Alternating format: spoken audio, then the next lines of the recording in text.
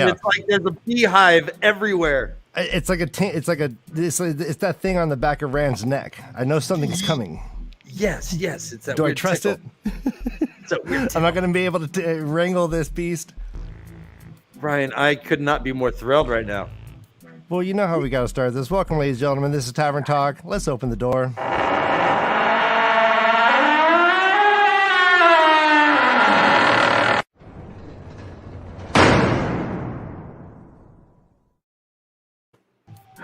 All right, yes. I promise I'm washing this goddamn puppet tonight. Ugh, I look so gross. We got to stop spending so much time in these dingy-ass taverns. I'm so gross right now. Ugh. All right, I'm seeing some new names in chat. Thank you. Welcome so much. Welcome. We're gonna start bringing. We have a panoply of guests, luminaries of the field. We're going to be talking show stuff. We got book stuff. We do show stuff. This is a show stuff episode, and we have some very, very burdened. Dan, you are dingy. I know. I'm all leprosy right now. What happened? Okay. You got a shilling? All right, well, let's start by bringing in our guests one at a time. First, we're going to bring in, they have a first-time reader podcast and YouTube channel, and together they work in the film and arts industry. We're going to get to know them better, and we're going to use their insights to learn about the Amazon series. Let's bring them in, Gus and Allie from Will Takes. Hey. Why are you so dingy, Dan? I lived a rough life, man. These are not stains. They are souvenirs. Ah, okay. You carry it all with you. How's it going? Thanks for having us tonight. Hi, guys. I was watching you guys earlier when you had Matt Hatch on, and I loved you guys were trying to do a dream casting for Innkeeper Hatch in the books. And my favorite, I think, was Bruce Willis or Chuck Norris. We started with those two. We started strong. Yeah, those were the best. Ultimately, Wallace Shawn ended up winning out. Mm-hmm. I can't disagree with that more. You've seen Matt Hatch. I mean, dude's got shoulders for days. He could definitely be Chuck Norris, and he's like, my left fist is called cudgel, my right fist is called he's got a hammer roundhouse kick. I don't know. All right, well, let's bring in our next guest. The bar in half. All right. That'd be my seriously. Got a problem. Seriously. All right, we have another podcaster with us. Our favorite guest of all time. Sorry for all our previous guests, but no one can stand up to this titan of talk. She runs the Podcast of the Dragon podcast and YouTube channel, and let's bring her in right now. Morgan, I hope you're ready. I don't see you. And yes. Like a pro. Is that going to be your thing? I do a different thing every time. Just I'm coming in. I didn't have any props. I love it. Oh, were you looking for a prop? I didn't have any, or at least no appropriate props. So I was just kind of like, oh, I'll just do the. Wait. Appropriate. I'll leave that to your imagination. You've seen the show, Growth. All right. Hello, Morgan. How are you? I'm doing well. How are you?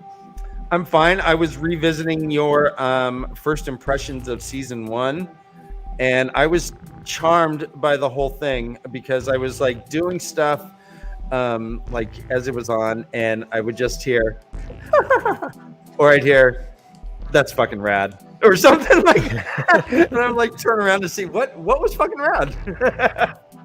It was cool. You literally have the best podcast that I listen to.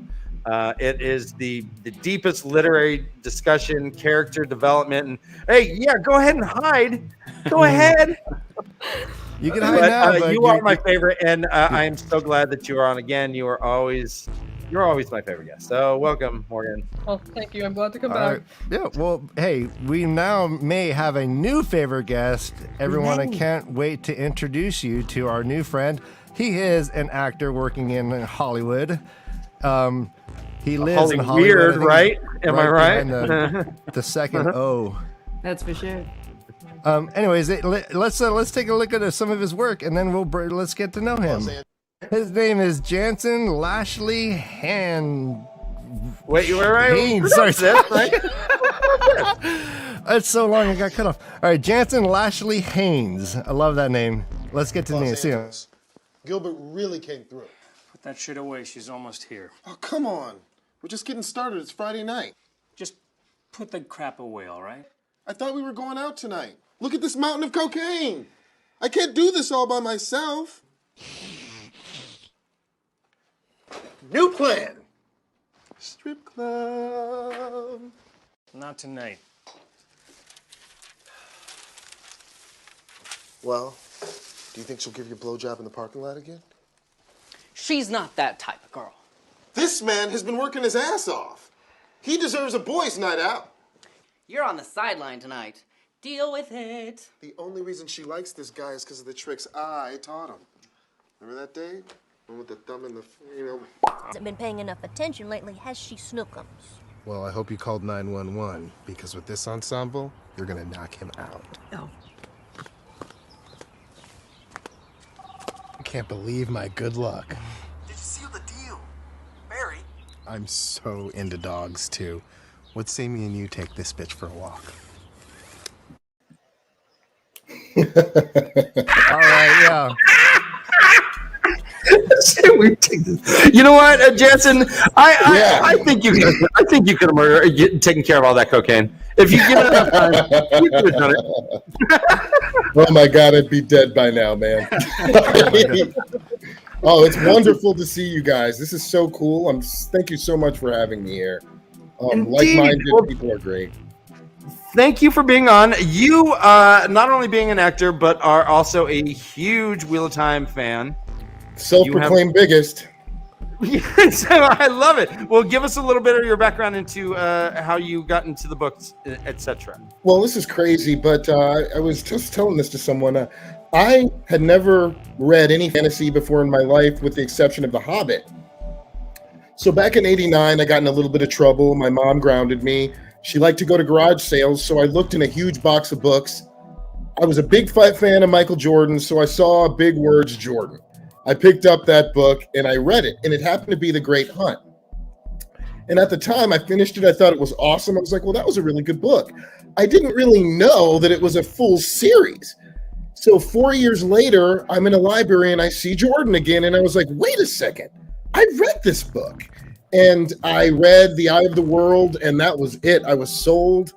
And I've read the series, all the books, 13 times at least. 7 times fully.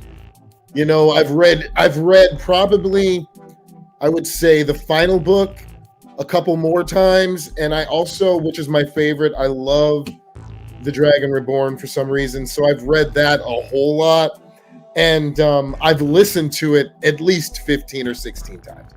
So, I mean, I've probably know every character down to the scullery maid in the first book. So it's been great. And I feel like they're my family. So when you read them in your mind, are you dramatically acting these out? Do you ever read scenes out loud and different characters?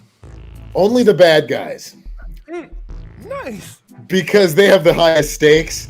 I think, because everyone thinks they're evil. They have to have a reason for being an evil, and it's so strong in this book. Each bad guy has such deep feelings about why he follows the Dark One. And I'm not going to say his real name, but, I love it. I love it. Do you ever do the same thing when you're reading and someone says they stared daggers at something? Do you ever try to do that? Do you ever do little follow those acting prompts? I always do. I think it's important. I was a Meisner trained actor, so I really like the feeling, especially of the other people you're working with, because that's what usually gets you off. That's what gets you moving. That's what gets you. You have to be doing something for a reason. So, yeah, I definitely like to feel it. Definitely. I wonder if Morgan, do you ever try to do little acting prompts that are in the book, do them when you're just by yourself? No, but I when I read it aloud, I do the voices and stuff like that. So not so much like the acting prompts, but like the emotion and stuff like that. So, but yeah, because I never did drama. I was kind of a band geek, so that was my thing.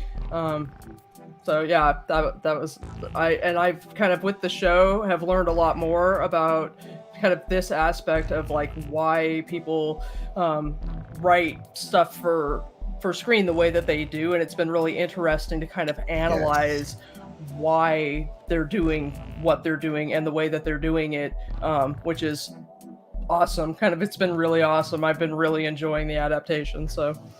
Well, Guts and Allie, we've spoken with Morgan before in the past and had a couple issues with the show, and she's like, seriously, just listen to Wheel Takes and you will understand why they made these choices. Allie explains them all really well. Yeah. Explain them all really well.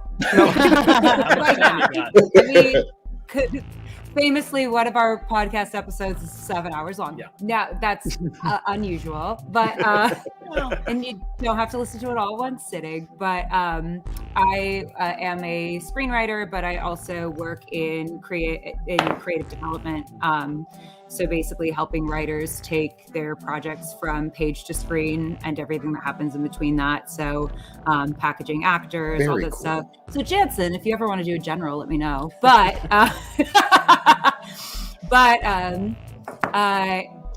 essentially, I would be very bad at my job if I looked at something just at face value without thinking about the work that went behind it. So the goal of our podcast is not necessarily to say, if you don't like it, you're wrong, or if you like it, you're wrong. It's from a creative perspective and from an industry perspective, this is probably why these decisions got made. These are the behind the scene considerations that likely factored in to why those decisions got made and why certain things got cut, why financially we might not have been able to go in this direction, why we had to skip Camelin in the first season, say.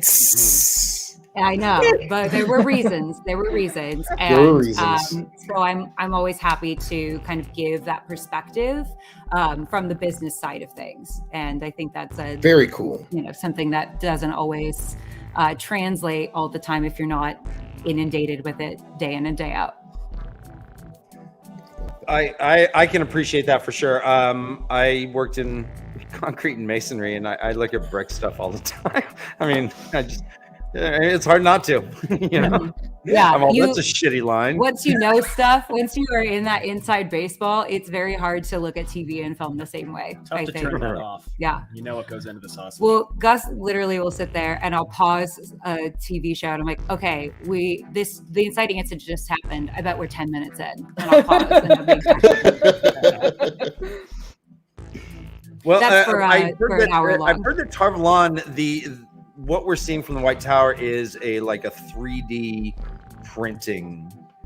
From what I've heard, all that intricate lacing and stuff, at least from the outside, is from a 3D printer. Wow. Have you guys heard any of that shit? I did hear that. Yeah, I believe it. I do too. That's awesome. We're just getting. Set building now, is it just going to become mostly 3D printed with just cool paint and stuff? Well, they used to use clay and all kinds of other stuff for backdrops, and they're all nothing but phoniness. So it's I think it's great. I think it's great. You realize once you get on set that everything's held together by duct tape anyway. But oh yeah. That's either going to be 3D printed. There's nails lying around. Yeah, there's nails lying around, so you can't walk around barefoot. And if you do have to walk around barefoot, it's a whole to do. Everyone yells at each other. Wait, if I'm walking around barefoot, I'm asking for a stunt bump. Exactly. Gus, as you should. Ryan, can I get a stunt bump real fast? Oh, what? Gus got a stunt bump once because he was a dead character on Chicago PD, and he had to lie in an alleyway, and they told him he'd have to be on cardboard, and then they took the cardboard away. They gave him a pay bump because he had to lie in the alleyway. Absolutely, yeah. Absolutely. Great. So, Gus, you mentioned 3D printing. Is that actually common? I can't really speak too much into how frequently that is used. You know, the production side of things in terms of physical production isn't something I'm super involved with. But I know, when you are in the industry, you get to know some folks who work in that arena. It is more common than you might expect. It's efficient. It's quick. It's easy to duplicate. You can if something goes wrong with a prop, you can just. We're going to print another one. Give us a day. What you don't realize is there's a bunch of different versions of the same costume. There's a bunch of different versions of the same props because actors are clumsy people and things break, and we don't want to lose a whole day of filming just because a prop breaks. So usually there's a ton of duplicates of things that if something goes wrong, and it has to look identical because otherwise there's whole hours of film footage with that prop that they can't use. Yeah, it's a very good point. And you see, you'll see like where people will find like, oh, this extra, there's a coffee cup under our table, or there's someone has a wristwatch, even though they're supposed to be in medieval time. These weird things, that you gotta pay attention to that shit. Sometimes they have guys on set specifically just looking for that. I mean, when they call last looks, especially, they're always looking for stuff like that. When they call last look, it's chaos. Everyone's running around trying to like smooth down people's hair and make sure that the collar was exactly the same way that it was in the shot before and the shot before that. And still stuff slips through the cracks because film sets are chaos. If it's not the same, you are, it takes you out of the moment. It really does. Yeah, the continuity is broken. Well, there's the famous Game of Thrones Starbucks cup. Oh my God. Well, it just dawned upon me how brilliant Star Trek is, in that their costumes were just one thing you kind of stood in. It was tight. Nothing moved around, no movable parts. And speaking of Star Trek, our friend here has worked on Star Trek. What was your name? It's not moving. I was Commander Robinson. I was one of the bridge commanders on the Stargazer in Picard season 2, the first episode and the season finale. Oh my God! Look at you! Right on. Wow. That's right before the board blew me up. You died? Was that set to stun? Oh yeah, I come back though because it's Star Trek. They always go back in time, and I came back. But it's super fun. Just so you guys know too, I'm sure everyone's going to be pissed if they ever hear this, but everybody has on Spanx. Wait, help me out. What's the Spank? What? Well, for men, it's like a girdle up top. To shapewear. Nice and, to keep you shapely and. Okay, that's why. Okay.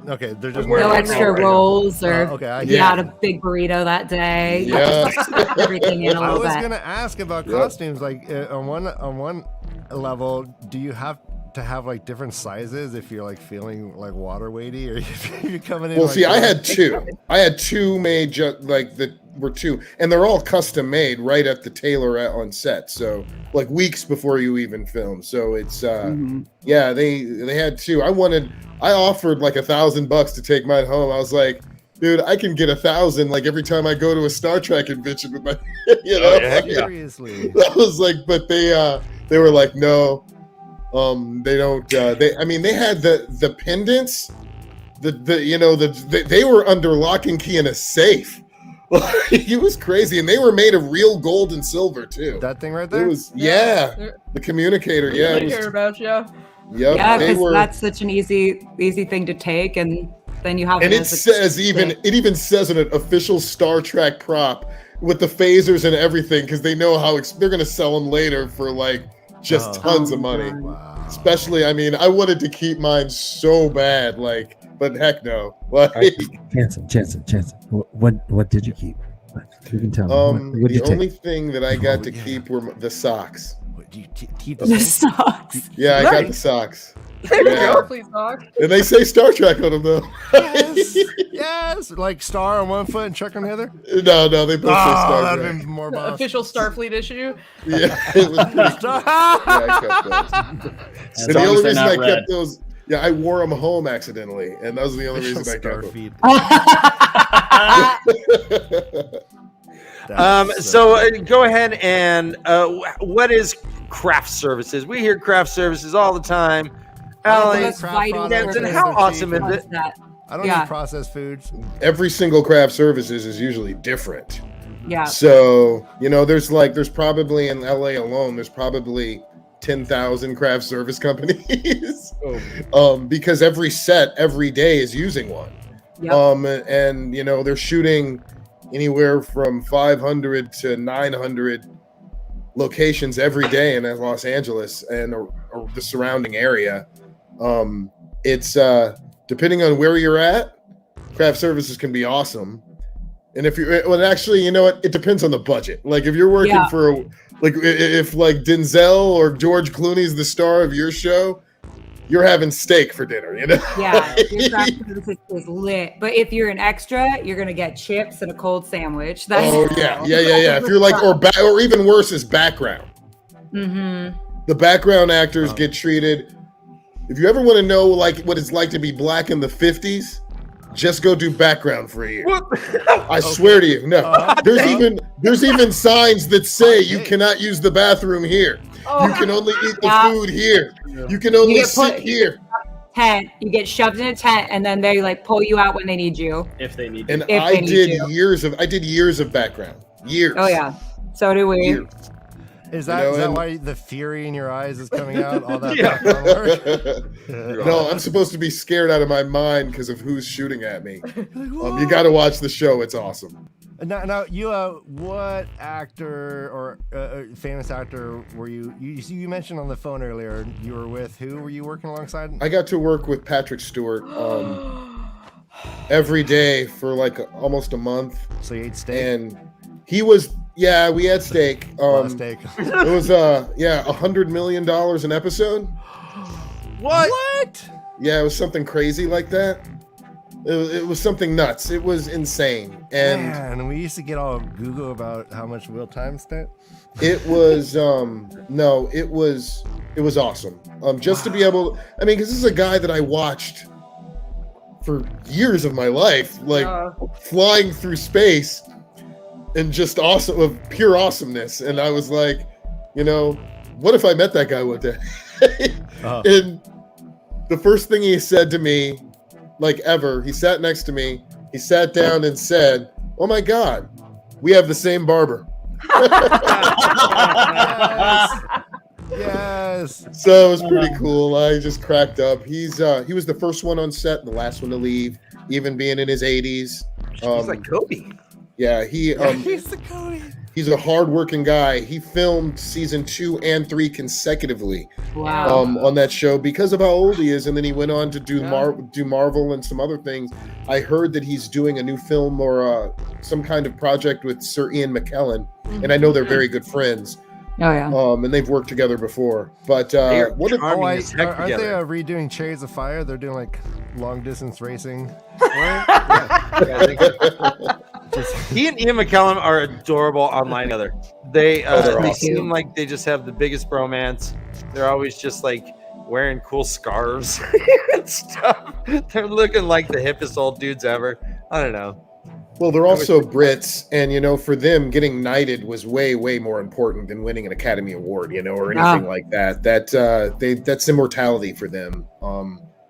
And to be the best at your field in your country it's amazing. To get an award like that, even an Academy, anything like that, your peers are telling you how good you are. It's amazing. It's amazing. It took me a long time. It was hard at first, but I'm getting used to it now. And it'd be nice. It'd be nice if Rafe Judkins looked at things that way. Hot take, sizzle.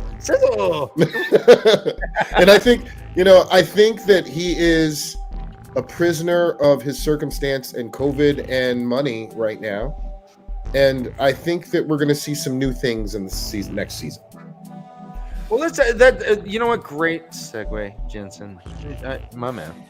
Let's go ahead and start talking about season 2. Season 2 has wrapped. The end of season 1 was kind of different than the book it suggested. Rand and Moiraine were sneaking off together. She had severed or at least blocked the bond with Lan. Matt was being served up to the Red Aja. Which is, I think, is a good idea. Yeah, I do too. Yeah. Okay, go. Why?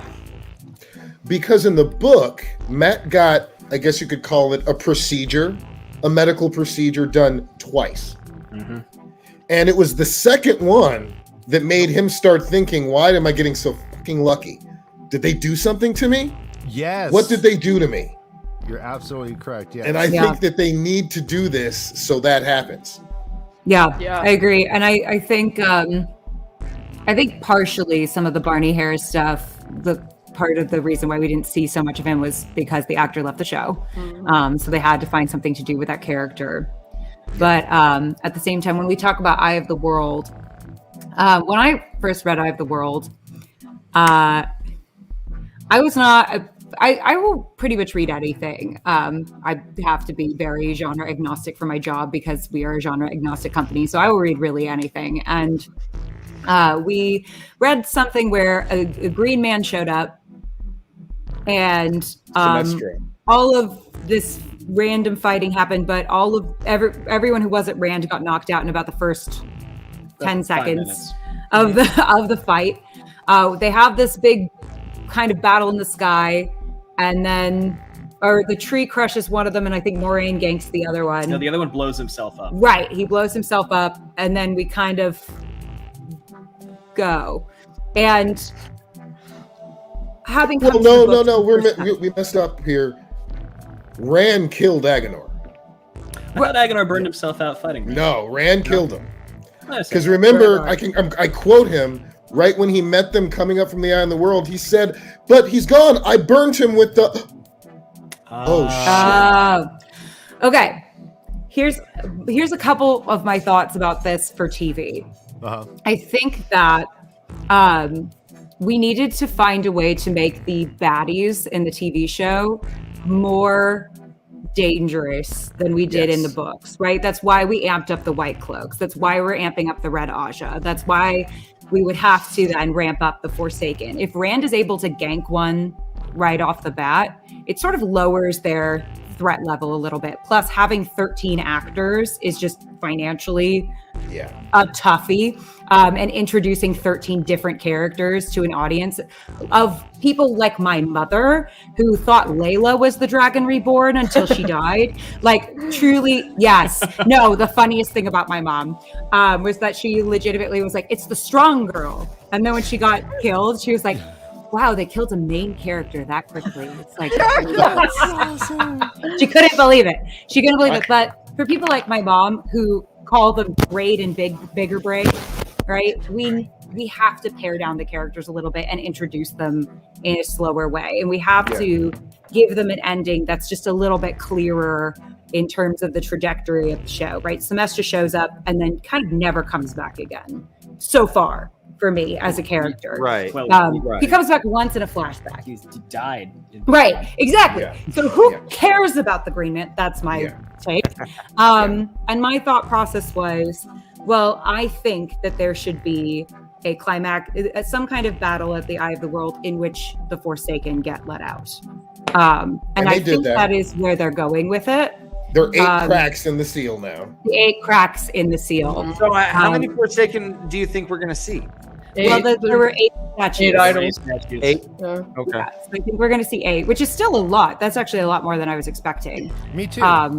But I think we do see their threat level. Like praying to some, right? Mm-hmm. Yeah, that's what he says. 8 statues. Yeah, okay. I think it's warding them off. So, like, kind of warding off evil. But I think if we're going to have the Forsaken, because we have to have the Forsaken, of course, they're part of one of my favorite aspects of the books, is trying to figure out where the heck they are. But we need to amp up that threat level. If Rand's being able to kill one as a baby dragon right off the bat, it does lessen their threat level quite a bit. Now, you do know there is a way for them to make have 13 Forsaken. Now, that's if the Forsaken have the taint too. Then the guys can have other guys. You know how they portrayed the taint with Logain?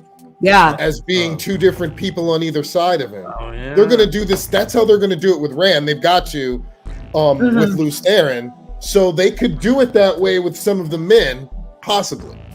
As have them having other people talking to them. So I mean, but that's stretching it, I know, but I was thinking how they could do it, because taking away 5's a lot. Certainly could. And I think, though I do think some of them are not hyper necessary. Like I would argue Baylor is not a hyper necessary Forsaken to have on the show. I would argue, but we can have that argument. I would think it would be really cool with Luce Theron for them to do kind of what they were doing in the Eye of the World, where he could see Luce Theron, and then have Luce Theron suddenly become aware of him. What he's doing in the flashback and turn around and say, "Who are you?" Yeah, I think that's going to be. That'd be really they're going rad. to do that. That'll be super cool. I'm like, this is my proposal. I really like how the book showed the madness. In one scene, there was a man running next to the guy, but there was no one there. And in the other, they had the two like shadowy snake. Well, which brings us to the other channeler. Well, he's been gentled, but that's what they did in Logain. Logain's going to have a lot more to do in this show than he did in the book. Well, yeah, they cast Alvaro Morte. Yeah, who's awesome. From a practical perspective, they cast Alvaro Morte. Money Heist is, I think, one of the top 3 shows on Netflix. Like, he's a big actor for them. He's a big like Aram McCormick. Daniel McCormick is amazing. And they're going to have to give him a big part. They have to give them more to do. Yeah, and that's the thing. I mean, same thing with Moraine. I mean, you have Rosamund Pike. You don't get to have put her in the a whole season where she just room for an entire exactly where like she kind of does in book 2, where she just kind of hangs out and frets over Rand. It doesn't necessarily do a ton until she's so good at it though. She's so good at fretting over Rand, but she needs to have a plot line for to justify an actress like hang out with Swan. Just hang out in that little Tangrel sex tent, and So what do you guys think about what they did to Abel Coffin? Okay, so here's my thought. Good question. 7-hour podcast right now. Okay, so my feelings about Abel Coffin. I understand people's feelings about them changing that character. I think that where Rafe would be coming from, theoretically, is that Robert Jordan has said that if there were anything he could do differently with the books, other than Eye of the World, he would have handled Eye of the World differently, which is why I think they also went in a different direction. He would have introduced some backstory and character motivation for Perrin and Matt earlier. So I think that was their attempt, whether or not you liked it, for them to establish more character development up off the top for Matt and Perrin. I've always kind of felt like Tam is not Tam. See, this is what I'm saying. Apple is almost diet Coke Tam for me. Yeah, a lot of the time. I like him. Yeah, and if we give him something to overcome, we all know what that could be. I also think that actor is so great. The Abel Coffin actor, Christopher I don't know how to pronounce his name. He's amazing. I kind of hope what they're doing with him is a redemption arc. That's of course when Perrin goes back. Yeah. I think that they're giving him an opportunity to have an arc of his own, which I'm always in favor of giving characters more complexity. That will give Perrin the message to Matt, so Matt won't worry about having to go back home if that happens. So that's definitely something that could work out, which is great. I didn't even think about that. I got a question for you. Do you think this the notion that Nynaeve came from a different village and was older, right? But her origin story was mysterious. Is that going to come back? I think so. I mean, I don't know if that's Morgan gonna. I don't know. I think they probably did it just to give her a reason that she could possibly be the dragon, where it's like ambiguous. Like, is she really older? Like, we don't know. Or, like, what's her origin? It's mysterious. So she is definitely a candidate for the dragon. Whether it's going to be significant going forward, I don't know. That's definitely a question for. Yeah, I think I mean, I think I like the fact, because they never really talked about her parents that much in the book, and I like the fact that they made it that wisdom, they did say in the book that wisdoms usually don't come from the same village. They did say that in the book, so it made sense. her parenting origin in the books, it's sort of like, that she's close to her father, that he died when she was young, and that, you get background where it's sort of like she was 14 when she went, and started being raised by the wisdom, and it was one of the reasons why people felt like she was too young, and she was basically kind of like, interned into the job. And like some of the suggestions or the subtext is kind of like that her mother was kind of a hard ass, and so he's real subtle in his character development with her. But because I was never a Nynaeve fan, and so one of my things that I'm doing with my podcast and with kind of the literary analysis is doing kind of an empathy based thing with my character exploration. And so I wanted to be fairer to Nynaeve going back through this time and kind of exploring, like what's the basis for her anger and everything, and why, because it's frustrating a lot of times to be in her internal narrative because she's so ruled by her emotions. And so I was kind of figuring, I think she actually has a lot of anxiety, and so she's subsuming it with her anger. And so I was kind of like, well, what's at the base of her anxiety?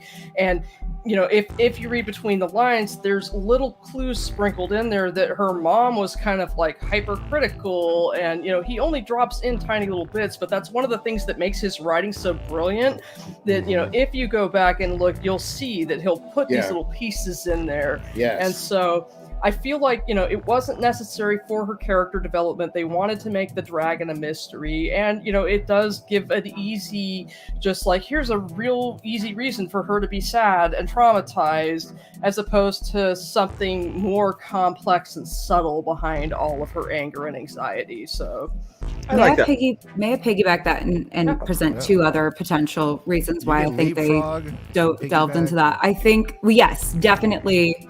Sorry.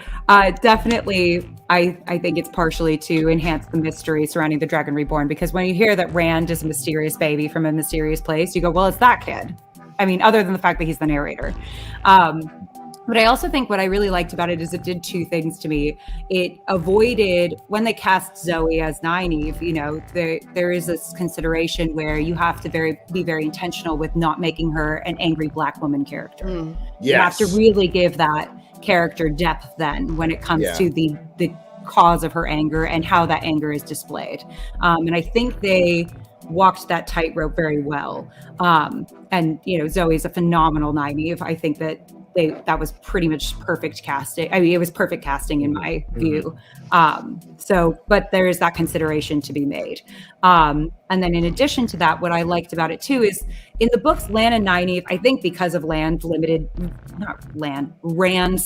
point of view, because he's a boy who doesn't realize what's happening, their relationship to me was very sudden. And I ship literally everyone in these books. I want everyone to kiss. But I didn't see that one coming. I think that what it did to that relationship is it gave them a shared, a deeper connection and shared trauma that they could connect over. And I think that prayer scene is an example of seeing that choice pay off. That was a great scene. It was a really lovely scene between the two of them. Great scene. And so the depth of that relationship and how quickly that relationship becomes deep makes a lot more sense to me than just that initial attraction. And she tracked me, that's hot, which it is hot. There is a depth there that we're like, oh, I understand why she would theoretically propose to him so fast. It's much subtler in the book too, because she has all of these, the people of her village are all like, oh, she's too young, they infantilize her, and he sort of acknowledges her skills and is basically the first person who's an older adult who's kind of treats her as an adult. And so for her, that's just sort of here's a person who actually acknowledges that I deserve to be not infantilized and acknowledged. And so I feel like that's also too subtle to be able to explore in a television show. So it was a good choice. Correct. Yeah, her role essentially was always going to be on the defensive inherently. And we have talked about this before, Ryan, and I think Morgan and I, about how horrible the Two Rivers would be if Nynaeve had been the wisdom there and just stayed for 100 years, just thumping kids and old people. I mean, it would be a horrible place. She needed to go out, get laid, fall in love. She needed this. Otherwise, she would have been just the angry nun, just whacking people. I mean, that's Robert Jordan's fault. That was kind of a limitation in his writing, but that's, you know... I mean, the way he wrote them, they really all are Tavern. Because if you remember the conversation that Rand had with Loyal, when Loyal asked him, you know, do you know about Tomorrow Island? Do you know about all these things? And he was like, yeah, it could be hard. She's like, if I wanted to move to the next county, I could do it. But if I wanted to be a king, you know, I probably couldn't. Every single one of these main characters became a king or a queen. Mm-hmm. You know, they all did. Even Matt, you know, to an extent, they all became loyal. You know, we're on book 6. We can't talk about past book 6. Yeah, you're good. You're good. I didn't hear it. No, once it happens. Sorry, man. You know, it's hard to do. First time. I'm sorry. What? It's not your fault. It's not. I need a curse jar. No, well, we are an adult day. I'm trying to class it up because I'm really impressed to have you on the show. Normally we are in the gutter. Let's say hi to Loyal's library. Loyal's just wants to say hey. $4.99. Yeah, Jansen, you didn't mention Loyal growing his second head yet or anything. Oh shit! Yeah. Like Harry Potter, right out of his shoulder. Now let's talk about, you know, some of the things they did, the changes that seem small to especially non-readers are huge changes. To like the one that I was thinking about today earlier was why the 3 oaths. You know, why they have the 3 oaths, and on the show, the reason why they have the 3 oaths was the deal. That not Bonwin, I think her name was Deanne, the next Stammerlin from Saladar, Deanne Amaya or something like that. Mm-hmm. They basically say, well, Egwene, Moraine asked Egwene, do you know about the 3 oaths? And she said, yes, they're the deal that the Aes Sedai made with Arthur Hawkwing to stop the siege of Tar Valon. That was different. I thought it was awesome. I thought they gave them a reason. Mm-hmm. Yeah, it gave him a reason, and I was like, that is cool. Not only does it give you a reason, it introduces, oh yes, Arthur Hawkwing is a character who is going to matter, who has had an explicit effect on our characters today. Instead of being, as I recall in book 1, we go, look at this statue. Look at this guy. Yeah.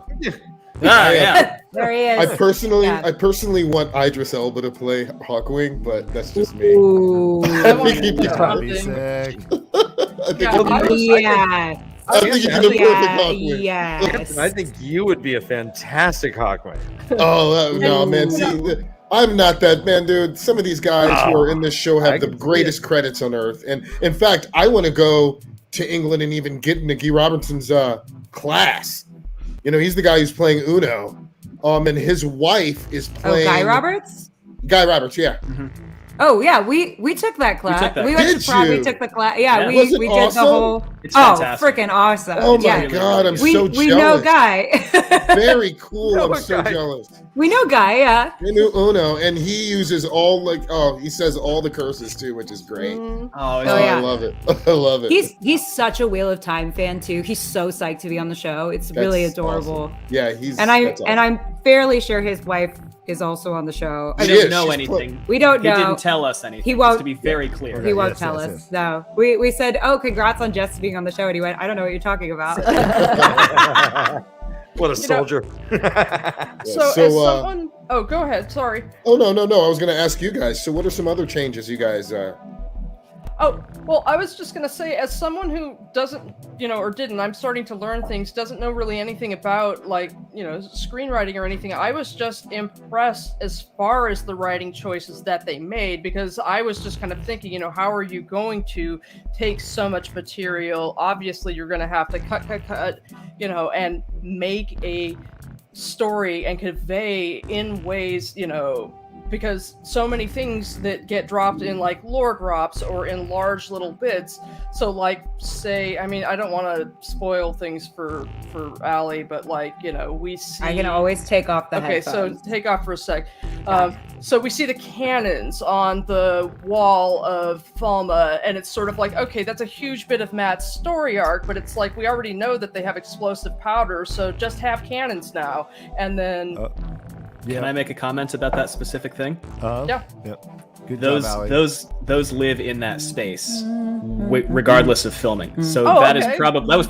that was probably not part of the set.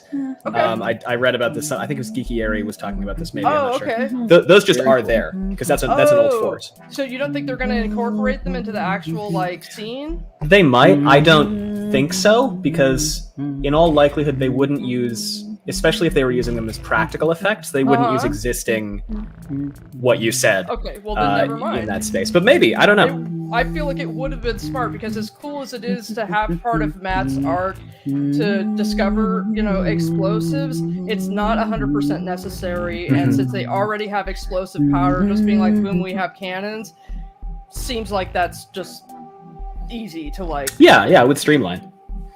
Yeah. Okay, yeah. She good? Anyway, yeah. You're good. Allie, This do was that me every at Jordan time. Con the entire time. Allie, do that So again every time. let's talk settings. Let's That talk was settings though. amazing. So we do have we're gonna have Camelin, we assume, correct? Yes, Uh-huh. I believe we're gonna have Camelin, but I also think we're gonna have the Stone of Tyr. Okay. I agree. Because it was teased out in a Swan's kind of flashback scene. Well, it was Tyr, but we didn't actually see the stone. I don't think. We did see Tyr. Here, yeah, You we might. saw it It's, from afar, there's a yeah. mountain with a flag on it. There which is? could be the stone. Well, but she's on Dana the river. talks about it. It's also been announced that they're going to fall Okay, they're For going season to two, fall. at least. for season 2. And if Yeah, that's they've right, announced well, that at Jordan Con. and we know that Bail Doman is going to be introduced, which is great. Ah, Great I'm character. so hyped. That dude- And he's so Great so character. pretty. It's very pretty. Yeah. He's so pretty. This whole cast is so pretty. Great I character. can't. Handsome. It Great makes character. it crazy. And if you Anyway. heard it, he has a deep Scottish accent, so Oh, it's really? going to be perfect. Oh yes, it's Oh. really deep. Oh, It's perfect for an alien ear. It's going to be awesome. That's so Oh, Wonderful. he could just when I thought he couldn't get prettier. Let's discuss the horn. The horn. So that was your first book, was The Great Hunt, and that was Yes. about the hunt for the horn, The hunt for or the horn. theoretically, it was about the great hunt for the horn. This horn of Valir was hidden somewhere, and everyone just had it was the weird Easter egg hunt. It was geocaching. I don't know. Geocaching. Yeah, it's called geocaching. But it was just under some concrete under his seat. Yeah, And- but who knew? As far as we know, the only 3 people who actually knew that at the time were Lord Agelmar, Ingtar, and Uno. We don't know if everyone else knew about that. Well, but I mean, a secret between 3 is kept best if 2 are dead. I mean, True, word's true. gonna spread. So I would imagine the lady Amelisa. Amelisa The lady probably Amelisa. knew. I imagine that there's probably some servants that fucking knew. I mean, I can't imagine it was that big of a secret. And they dug it up. I mean, so I'm not going to question why they're like, hey, we got to expose this one thing we've been hiding for years and years and years. Clink, clink, clink. Hey, Perrin, help. Clink, clink, clink. Oh, here comes Fane. Stabby, stabby, stab. Yeah, Bye. there's only one flaw to that, though. If it's a Terangrial and the Aes Sedai knew that it was there, they would have wanted to get it. I feel like if any information had gotten out, the Aes Sedai would have been there in a. They would have in a wanted to minute. take it. Yeah. So it's The like White for me, Tower. what to respond to what you said about, let's get it out. Agelmar and Amelisa have that whole conversation when they're putting their armor on about like, oh no, it's Tarmangaiden. We messed up. This is Tarmangaiden. We have to pull out all the stops. We're gonna lose. We got to get the horn. So I think that's why they got it out. Take those off for a second. Oh, okay. We also know from a certain series of slaps in A Memory, I think it's in A Memory of Light, that Borderland rulers are very good at keeping secrents. Yeah, when they- I didn't want to say it because of that. I know, Yep. and that could be That could be what was handed down. Yep. Yeah. I feel like it's change. You know, it's different. But I personally, you can put it back on now. You're good. Oh, You're good. Here you go. Sorry. I purposely wasn't listening. Personally, I feel like having it be in a place where anybody could have kept an eye on it that is not the Jolly Green Giants teleporting pocket universe. To shout out to mostly Brie on Twitter for that. Yeah. I think when we are looking at the series from knowing the full scope of everything that happens and how much of it is extremely fantastical and how much of it is more grounded fantasy, I feel like this works better for me, knowing the entire stretch of the story. And that's something, a lot of the changes that are made in season 1 to me reflect knowing not only the beginning and end, as Robert Jordan always said, I had the first scene and the last scene written, but knowing every step that we take from here to there.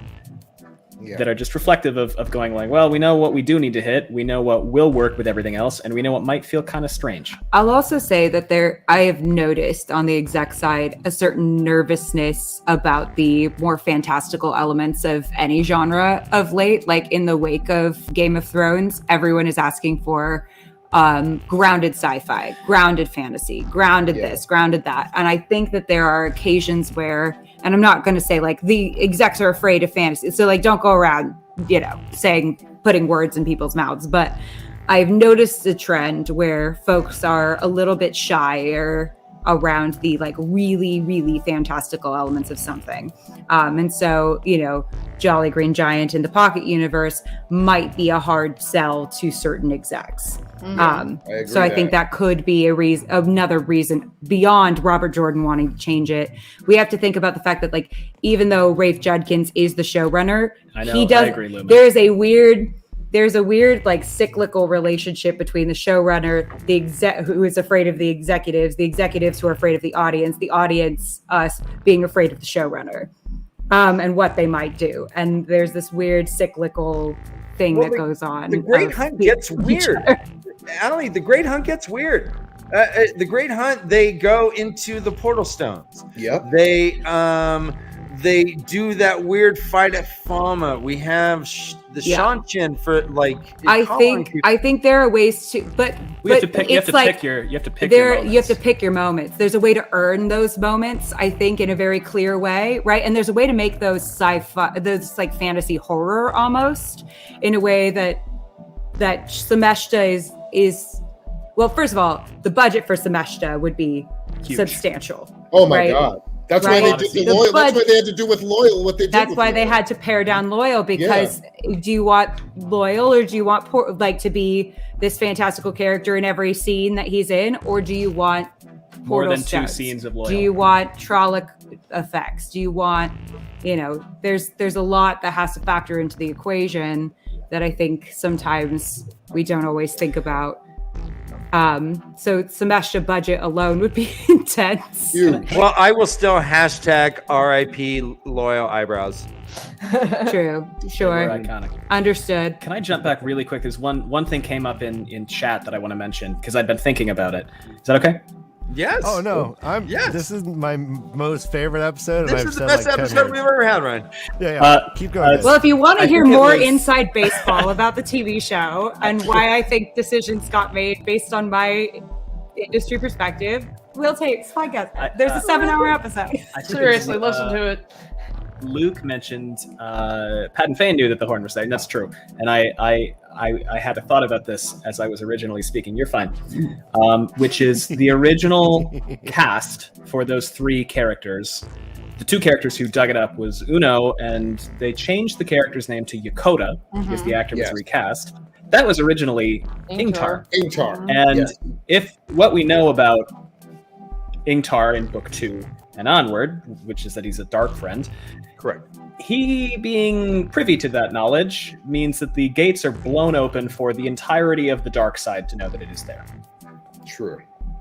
Anyway, and just wanted to, and that perhaps that they were playing into a plan, like that there was a reason why they were going for where they were going at that point. So Jansen, do you think we're gonna have let Donald blow? That's his name right now. It's not Barney anymore. It's Donald. Donald, yeah. I think he is going to play Matt, the later Matt, possibly better. Now, don't get me wrong. I think Barney Harris is a fantastic actor. Barney He's- owned every scene he was in. Every in my single scene. Yeah, he is excellent. He's amazing. He radiated. But I think that, we didn't get the chance to see the whimsical Matt out of him. Because let's face it, when you're in the book and you're reading, a lot of times Matt, and Nynaeve for that matter, are comic relief. Yeah. There's some of, some Zoe Nynaeve, definitely upheld that at times. Yeah, with that, absolutely. that's not a, what was it? That's not how roads work. Oh yeah, that was great. But what is it? Yeah. It's not a promise, it's a threat, It's not a, or something like that. Oh yeah, my god, it's great. Okay. There's some, okay, so let's talk Tom Maryland. Okay. I haven't heard much of anybody being upset about this casting. I think it was pretty good. I didn't like the song. I didn't like the song, and I did not. And see, I'm one of the people who thought that it could have been cast better. Sure. I thought, but there are things that we don't know.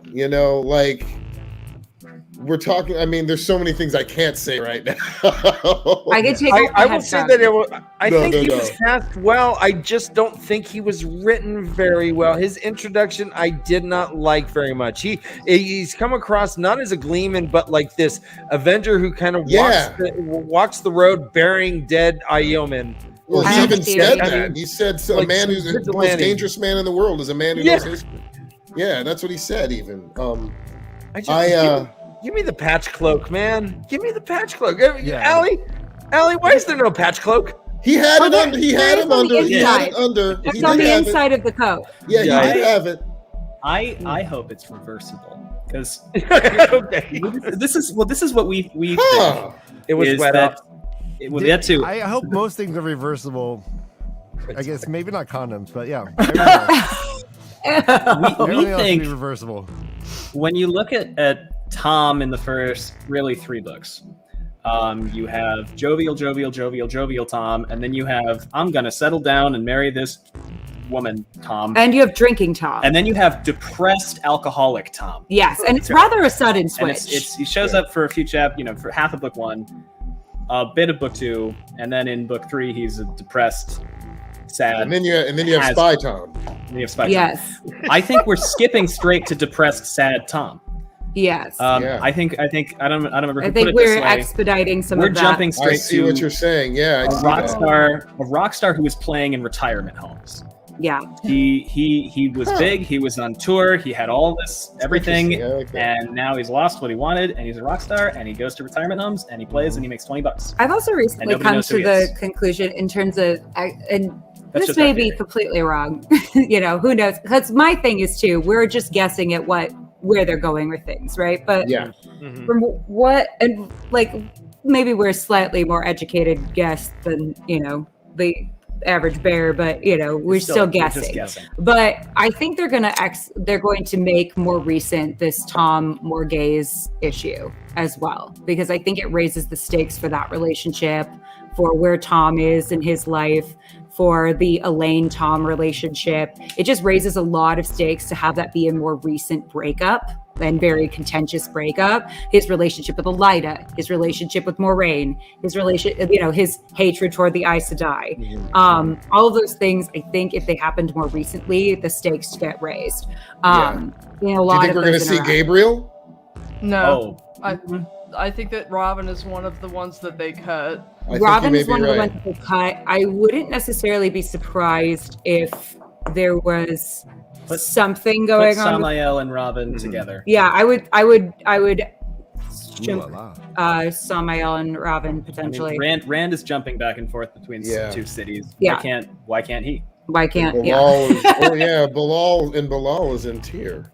And Bilal's in Tyr. I mean, why not have them able to hold more ground? That gap, and then that way you can have them be defeated without having them die super fast, and then we get the inevitable Robert Jordan going, "Oh shoot, I'm running out of Forsaken. What do I do?"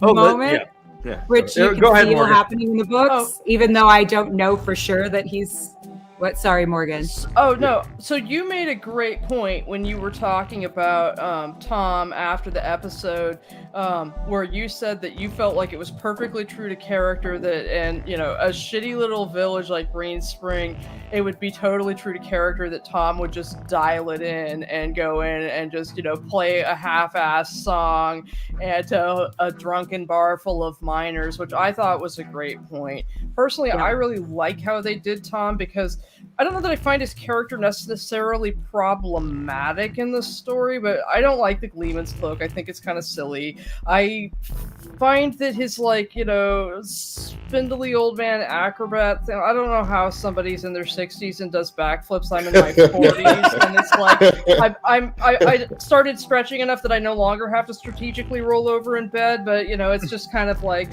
no, I make noise when I get up there. I go, ugh. Yeah, but it's like, I know what it's like to have to make a calculated assessment before you roll over in bed, so it's just kind of like... Yeah, if I sleep funny nowadays, I get a neck cramp. Oh my God. Yeah, Don't it's tell like me yoga. about it. If you're in your 20s, I think I'm older than all of you. Yeah. So it's only going to get worse.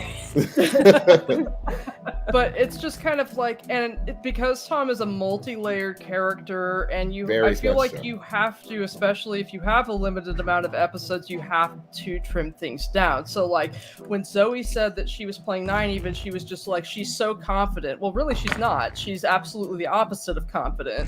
But you can't play that because you can't show her inner narrative. So since she acts like she is confident, then you might as well play her like she is confident, and so since I have no idea, Carrie, but I would refuse to wear it, so I Morgan, what takes?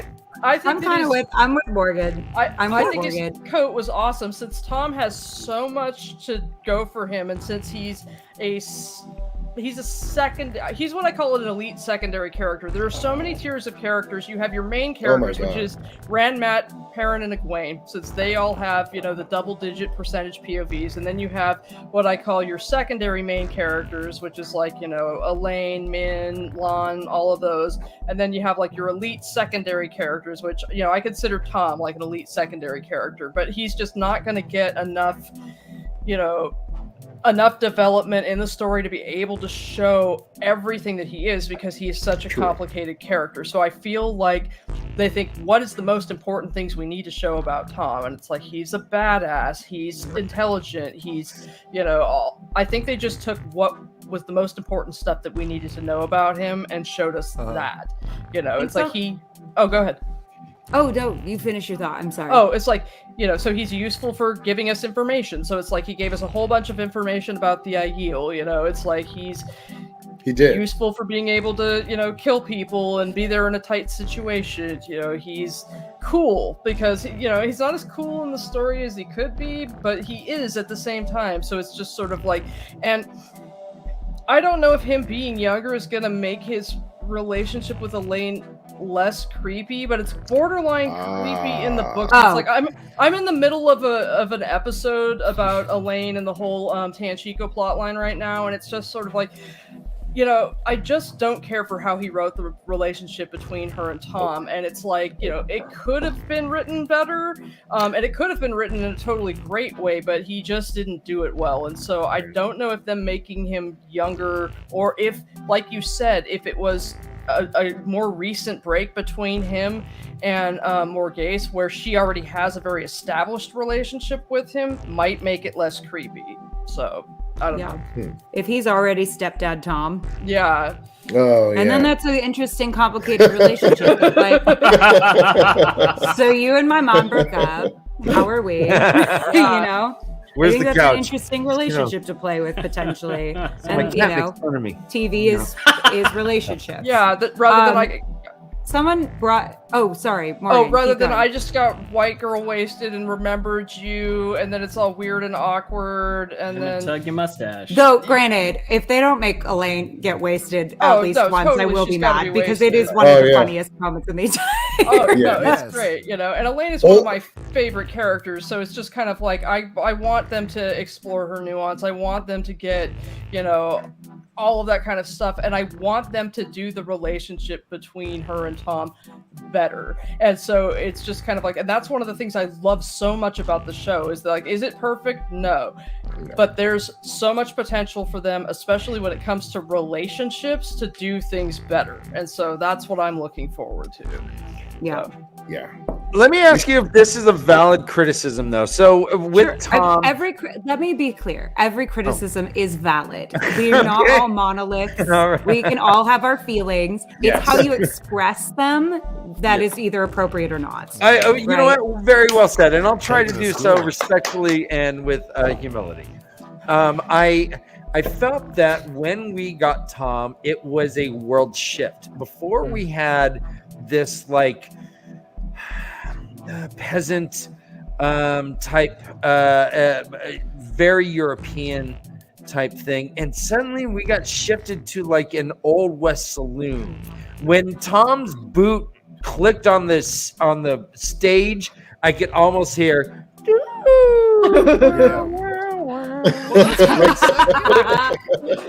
It suddenly was just the Old West, and Tom was like the Tom Waits. Bury the dead. Yeah, if you gotta rob them, a man's gotta do what a man's gotta do. You know, like this weird Sam Elliott type vibe that I didn't feel fit so well. I get that.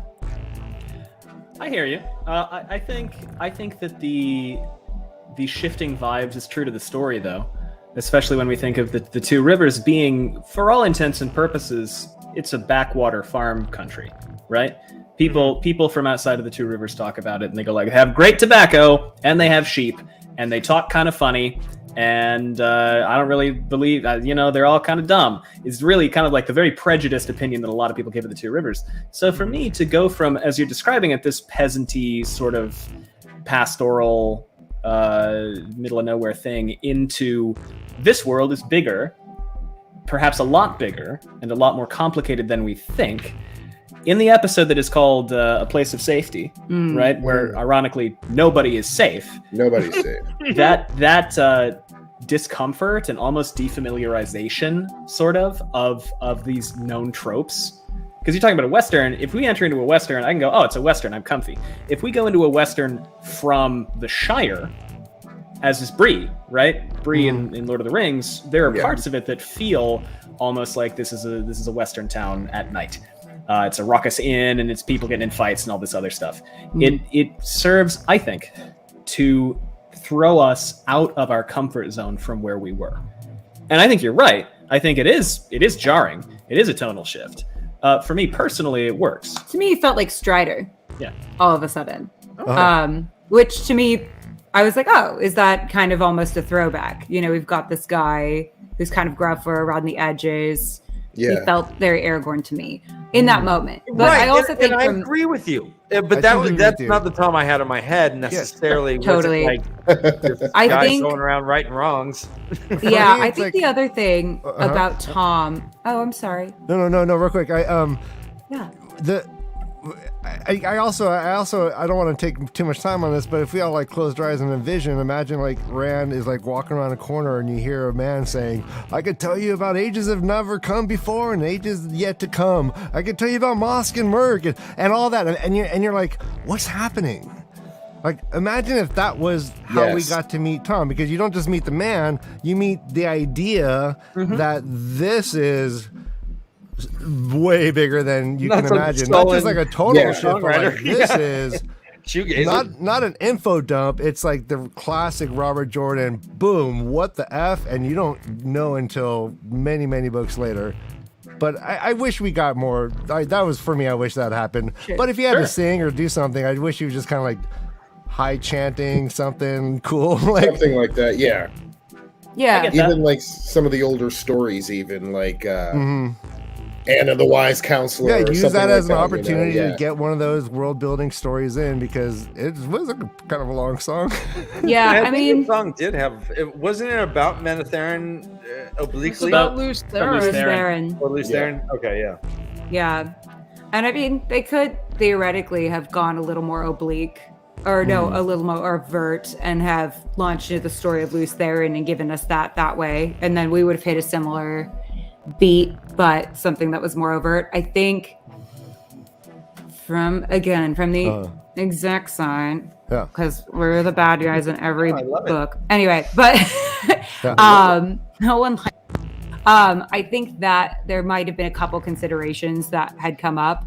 First being that really what we're looking at in terms of what had been a successful fantasy before was Game of Thrones, right? That's our most recent fantasy hit that we're looking to fill a void, to fill that void, right? And go, okay, people liked this, so we've got to find something similar but different, right? We've got to find a new world, but also try to get them where they were. What did they like about it? Let's see. And we see a lot of that and we'll break it down. We have a pilot breakdown coming out at some point where we look at the script versus what the final product was. And it's very clear that the initial pilot was going very hard into the Game of Thrones feeling. Wow. Right. Yeah. And that initially they really had to sell it from it's Game of Thrones, it's similar but different.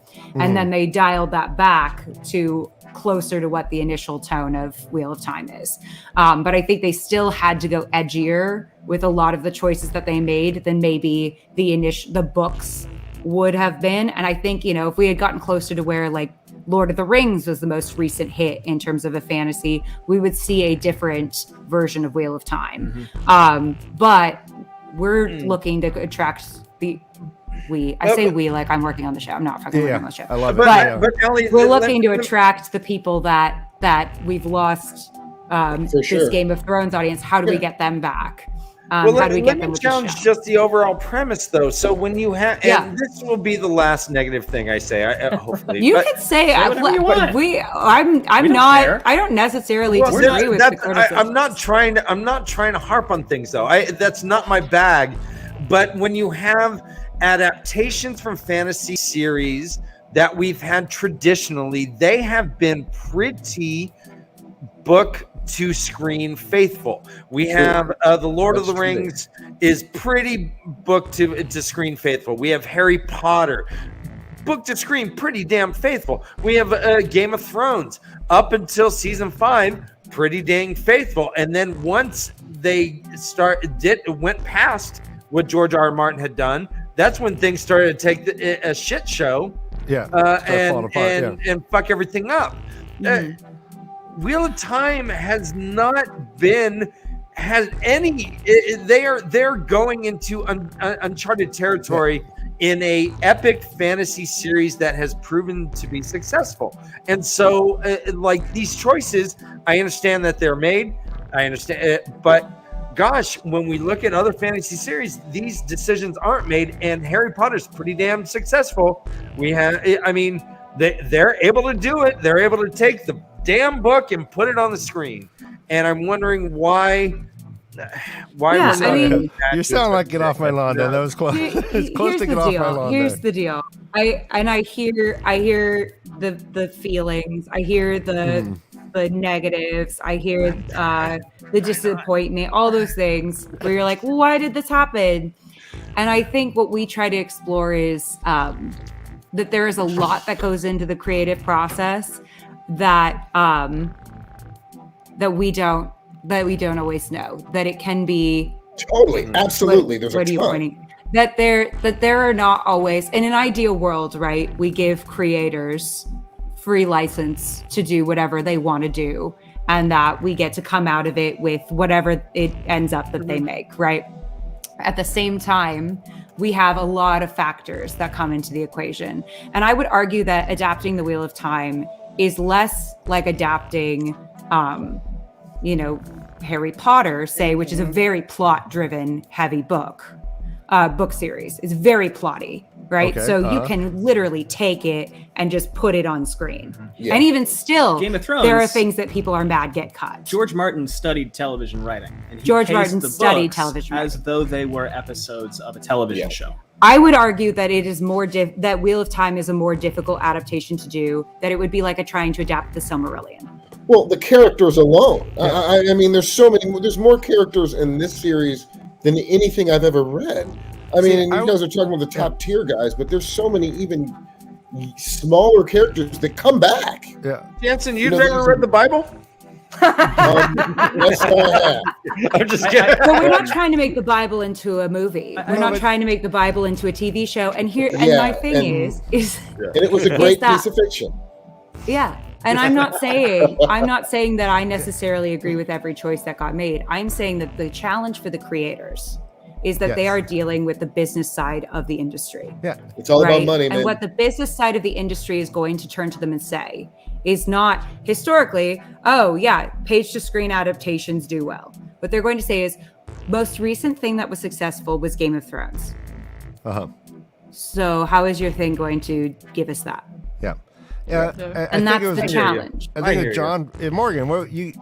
Okay, well, I have a handful of things to say. I mean, first of all, yeah, as far as George R.R. Martin being able to, write for television, also from an article that I read, basically one of the things that made Game of Thrones unique, and I've only read the first book, is that rather than being driven by characters being a psychological novel series, it's a sociological novel series. And one of the reasons that it started to suck once they ran out of material is that they changed it from being a sociological story to being a psychological story, and at that point it went off the rails. Interesting. Okay. Secondly, a lot of the Harry Potter movies sucked, and they would have been a lot better if they had made them a little bit less faithful, more adaptations, and so more successfully managed to convey what needed to get conveyed in a more intelligently written fashion. But they didn't. They tried to kind of like cookie cutter, and then they're like, well, we need to cut this stuff out for time. And so there are a lot of stuff where it feels like you're being jerked from scene to scene to scene, and it's like cut so fast. And a lot of stuff where it's like, if you haven't read the books, it almost doesn't even make sense. And some of them are so shitty, and it's kind of like, but they don't have to care about that because it's sort of like children. The movies are made for children, and children are going to watch those movies. So no matter what, they're going to they're going to watch it no matter what. Yeah, and so it's like they don't even have to be good. So it's kind of like, so I feel like this is a completely different thing. You have tons of internal narrative. You've got a lot of lore. So you've got characters that you're going to have to embody in actors and do very subtle things in order to explore a lot of stuff that gets explored, in thoughts and in, so it's just sort of like they have to be creative in order to do these things. So I think so much of the writing that they did in order to do things was brilliant because it was subtle, because they did very small changes and wrote very small things. Like what they did with Green Spring, they took all of Rand and Matt on the road, they wrote a new scene, and they expressed so much lore, so much character building, so many things in that one scene that it was brilliantly written. I was so surprised by it, so impressed. If they had just done Rand and Matt on the road, that's a very excellent, I love that part of the story. I think it's great. I think it's wonderful as far as Rand and Matt's relationship. It's beautiful. But that's not going to be good television, because, you can't just have Rand and Matt's It's the same thing 5 times. Yeah. So it's just sort of like, that's great for a book. It's not going to work for the show. So, And let's be clear. I would also, you go ahead. Let's be clear. We have 15 books on our hands, right? Yes. We are not going to get 15 seasons of this show. No, we're not. And we only had 8 episodes this year. I mean, so to that it is point, a monumental task that we're having to do. Which is one of my favorite episodes. Yeah, and I will argue that these book-to-screen adaptations have been off of a much smaller series. Way fewer words. Frankly, over the entire narrative of the text, generally the structuring is more tight. I don't think anybody would disagree that Wheel of Time can be a little wordy at times, right? It's 15 books. So when we're looking at the adaptation, I think there is a world where you could do 20 episodes of Eye of the World, and you could do it pace by pace, and you're recreating exactly what it feels like to read Eye of the World. You can do that. Nobody's saying you cannot do that. It is a different experience with a different intention, with a different outcome, with a different desired outcome. If I'm adapting only the Eye of the World, that's my whole project. I want to put the Eye of the World on TV, and then maybe if that's good, maybe I'll get The Great Hunt, and then I'll put The Great Hunt on TV. It is a completely different project from saying we want to tell the story of the Wheel of Time as a whole, right? I mentioned earlier, Jordan has talked about he wrote the first scene and the last scene. I'm pretty sure he said in interviews, the first thing he did is he wrote Dragonmount. The last thing he did is he wrote the epilogue of Memory of Light. And he's a Gardner writer, Gardner versus architect writer. So he explored how to get from here to there. He knew major points he had to hit, but he spent a lot of time in between those points. So when we are looking at the Eye of the World when we're looking at the Wheel of Time as a cohesive whole unit, there are times when we're going to look at, for instance, Rand and Matt on the road, right? We're going to look at getting really into the wolves and what the wolves are there for in season 1. We are going to look at the plot events and character moments that matter in season 4. And we're going to have to say, how do we pace this out from now until the end of season 8, which is, I think they want 8 seasons, such that we can hit everything we need to hit in about 64 hours of television time. Sure, right? Sure. Because, and I think that, but most people would agree that most of the cuts could exist in some of the later books. We could take out a lot of these characters that come out.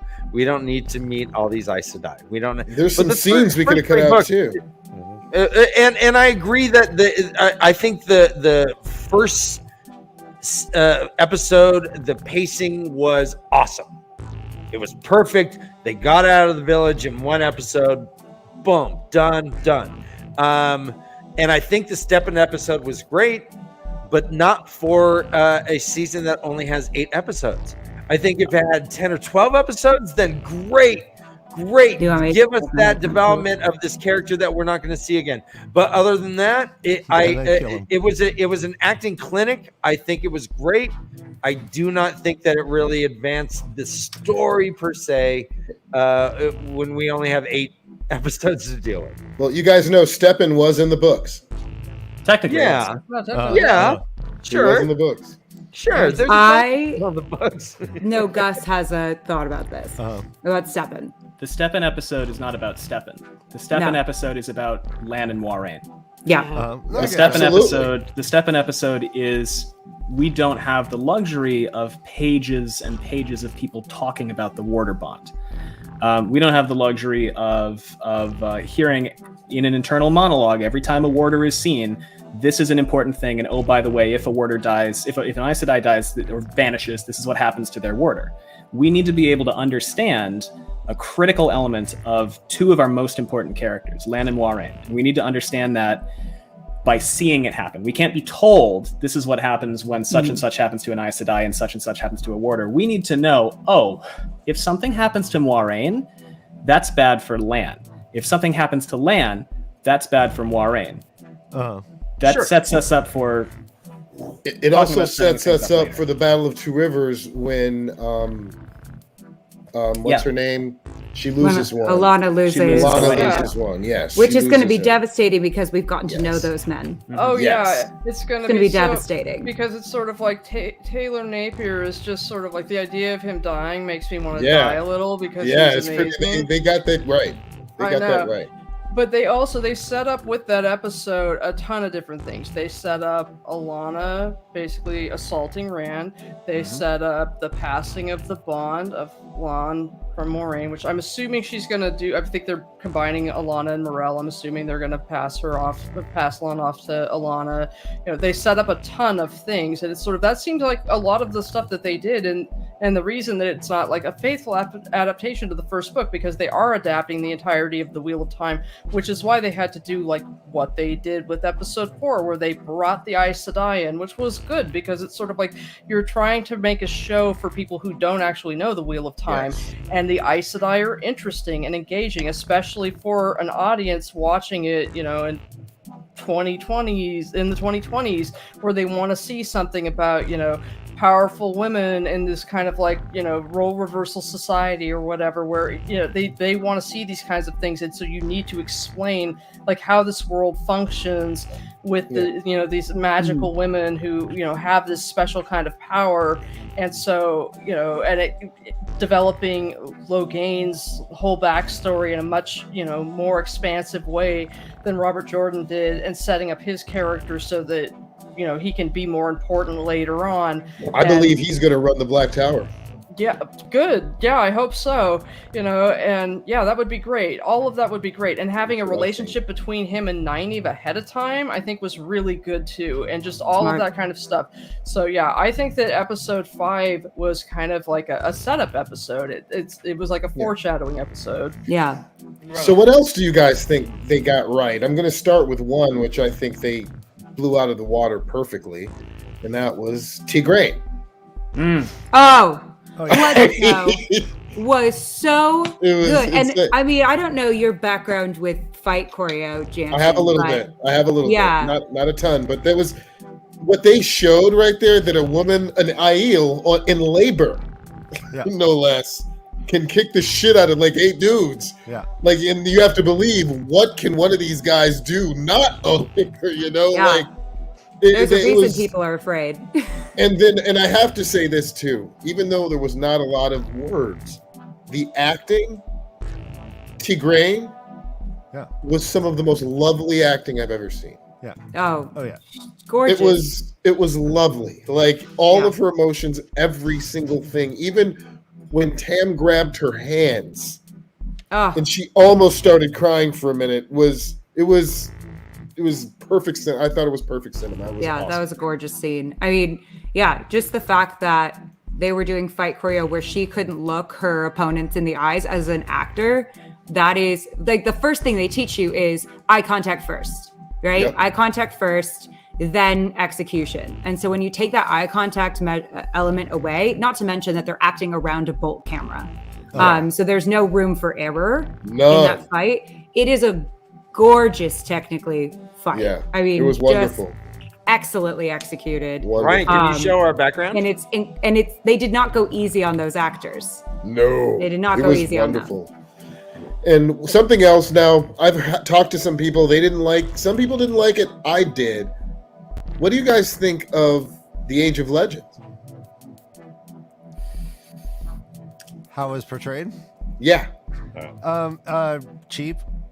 I mean, like when they panned out, I thought, "Oh, this is gonna be great," and then I thought, "Oh." Well, I mean, the whole scene. I mean, even Luce Theron and Dusamai and the whole thing. What did you think of that? With the scene with Luce Theron and I guess they're calling her the Tamerlane seat. I wanted more. I think what's cool about it, I actually really loved it because. Yeah, I'm high on the show, and I won't apologize, but I also understand people's critiques. I think we're not a monolith here. It's okay to feel all your feelings, but I thought it was really interesting because they had alluded to it throughout the show. If you really looked, like there were skyscrapers that were just that were ruins in the background. There were freeway-looking overpasses that they rode horses through. They had hinting at what the Age of Legends used to be for a while. And I know I was with some friends watching this episode, and when they panned up out the window and everything looked super futuristic, my friends were like, "What the hell?" Yeah. And that really grabbed them in a real way. A lot of our non-reader friends were initially confused by the first conversation because it throws you. It's old tongue. But when it tied together, they went, "Oh my god, it's post-apocalyptic. It's post-apocalyptic." Right. It's post-apocalyptic the whole time. That takes us till book 4. And it does call back to Rand and Egwin when they're standing in Shadow Logos. Yes. Looking over that just desolate, empty, ruined city. You're right. It is an aqueduct. My bad. Sorry. And then Luce Theron later, has is looking over a majestic city that has flying cars and shit. And you're just like, what the hell? One of my favorite things to do was after every episode, I'd go onto YouTube and I'd watch all of the non-reader reacts that I could find. Because for one thing, it helped me understand why the showrunners did what they did as far as certain changes, especially if my instinct, because occasionally I would get book purist instincts and be like, what the fuck? As I watched stuff before I, took a moment to be like, maybe they did this for a reason. And so when I would watch and hear someone reason out something and be like, that's why they did it. That's why they did it, you know? And so at first I wasn't a big fan of that opening scene in episode 8, and then I listened to someone be like, you know, this just looks like a modern living room, you know, what is this looks like it was furnished from IKEA, and kind of commenting on the outfits and everything, and being like, and realizing how effectively they kind of made everything, you know, like the mood and setting for them to realize, you know, oh wow, you know, yeah, it really is post-apocalyptic. It really is like they lived in the future, and then for them to pan back and see the flying cars and the space age looking buildings and everything. So, and I was disappointed at first because I was sort of like, I wanted to see, you know, actual like, you know, terrible destruction and everything, because, you know, I wanted to get like a really emotionally impactful, you know, cold open.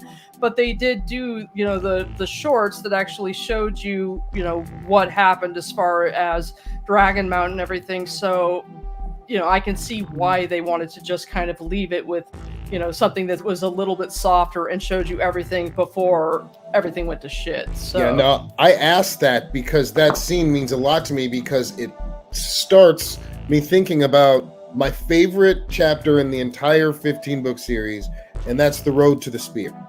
Mm-hmm. I'm wondering how they're going to do that, if they're going to use some of those same looks, some of those same things, you know, in the backdrops, because that's going to have to be an episode in itself. And it should be, and I'm really, really looking forward to it if they do it right. Like, and there's going to be a lot of those back scenes like that where they show the what's it called, the huge sphere cracking, where they show the Column Dawn, the Column Dawn, where they show Mirren Sadai working with what was his name? Vitamin. Yeah, Vitamin. And, so Jensen, you know, are we going to have Viridian? Are we going to have the glass columns? Oh, and yeah. are we going to have the twisted doorways? We have to. Yes. We might have. I think we have one twisted doorway. Yeah. Yeah. Okay. I think we have one. I love two. I think we only have one in the show. Yeah, I think because I think it could be construed as what a lot of folks try to avoid, which is a repeat beat, where it like feels like we just did that, or we had that scene before, that we may condense some things into a particular moment where the door is earned. I definitely think we'll get the doors. Do you think we'll get a steading? Yeah. Oh yeah. Oh yeah. Okay. My thought process about that cold open, there were two things I wanted to also highlight. Is that I think it's a really great juxtaposition, or actually augmentation, on Rand and Egwene's eventual relationship. Like especially when she says, "I want to make sure that my friend doesn't," what was the line? I have no memory, but she says something gorgeous where it's like, "I want to make sure that my friend doesn't step outside of what he I'm is just capable talking to of." my old friend and hoping he's not going to make a bad decision or Yeah, something. it's there are things you really don't even know. Gorgeous that where she just talks about. Yeah, I'm sure. I'm says, sure I'm going to watch it again and get mad all over again. I'm an overwhelmed woman trying to show my old friend that he's not invincible. Yes, yes, and I think that's a gorgeous encapsulation of what Rand and Egwene's relationship starts to become between the two of them, and I think it's already starting to. We're already starting to see hints of it in the show, and I think they are going in a direction with that on purpose. Thank you. The other thing is, I just want to shout out the actor who plays Luce Theron, because he watched Yosha's performances and specifically copied his mannerisms. Oh, that's cool. That I did not know. That not the coolest thing? Well, go back and watch it. He requested. I love things like that. Yosha. Yeah. That's very cool. No, I think that's the coolest thing ever. I think that's awesome. At first, I was like, he went and Max Ryan went and checked on Joshua. I was thinking the original Luke there. He came out forward in time. That thing is getting better and better by the day, though. So, what do you guys think of the Shanshin? I loved how they were introduced. I loved a lot of it. Yeah, tell me. Yeah, I loved a lot of it. And one of the things I got right, that they got right, and that is a great foreshadow, that we're going to see a lot of computer-generated stuff with them. Because they showed the Torm right on the ship. They had, like, the sculptures of the Torm, the three eyes, right on the ship. I didn't see that. And I noticed that immediately. Yes. They had 3 eyes. And Grom, They had 3 eyes, and I was like, that's cool. But the thing that I didn't get were the mouth covers. Okay, here's my thought process about that. If I may, I think that what they were trying to do was avoid,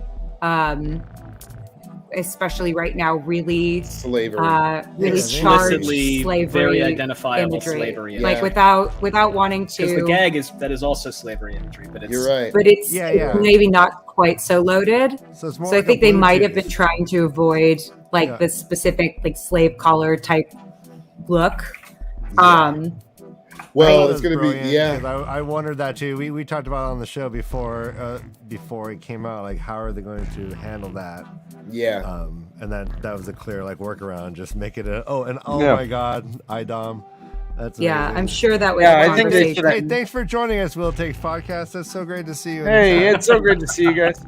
I think they should have had the IDOM be like a tiara. So they look cool. pretty. That's a good like a headband kind of thing, but it's not a collar, but it's still something that is around your head or something. Yeah. So as far as big entrances or big endings for a whole season, that was a big entrance. It was troublesome to me in a lot of ways because when I think about the Shanchan is they're so ambiguous. In the way that they're bad but not bad, they're brutal but not brutal, and when you first see them, it's intimidating. A tidal wave on a kid, Ryan. It's intimidating. I don't think how are they gonna dial that back? and show some of that rationality that they have in terms of allowing people to come and go, and you just and ruling in ways that seem reasonable at times. They had this one hiccup. The item is a hiccup, but a lot of ways, and there are examples throughout the books of anyways, I'll stop there. But it's not necessarily the worst thing in the world to be under Shanchan rule.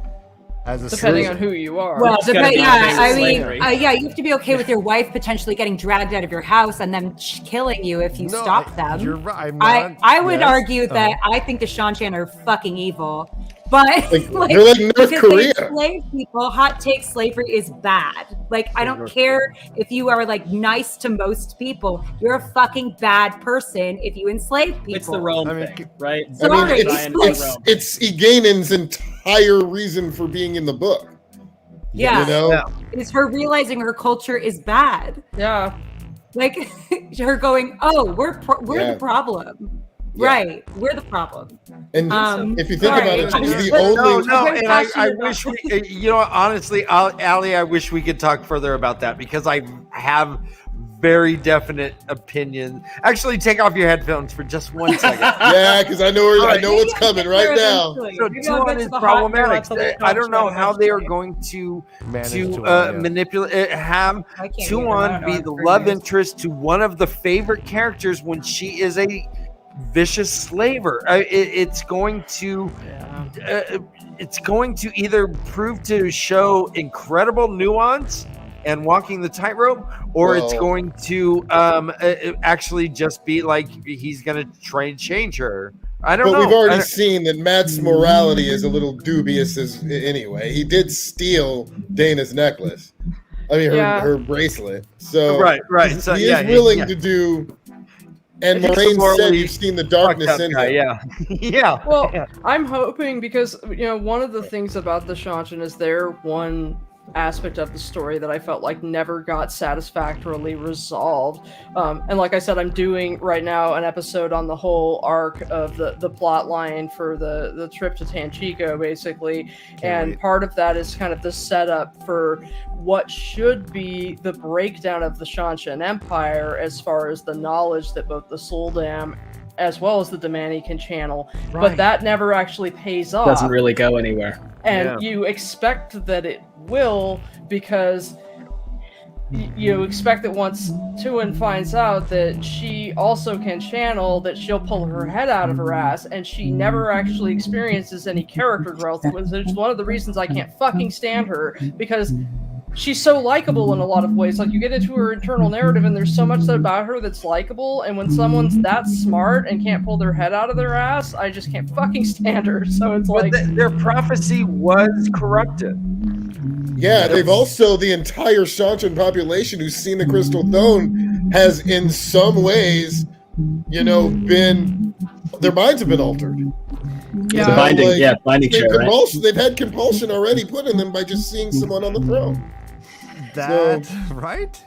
All right, let's wrap it up. I'm missing Allie. All right, anything else? All right, so Come on back. Gosh, it's me. I'm humming because I'm not allowed to hear anything. No, thanks for your patience. I mentioned a name or two. Yeah. No, I can't wait for the day that I get to hear everything. Anyway.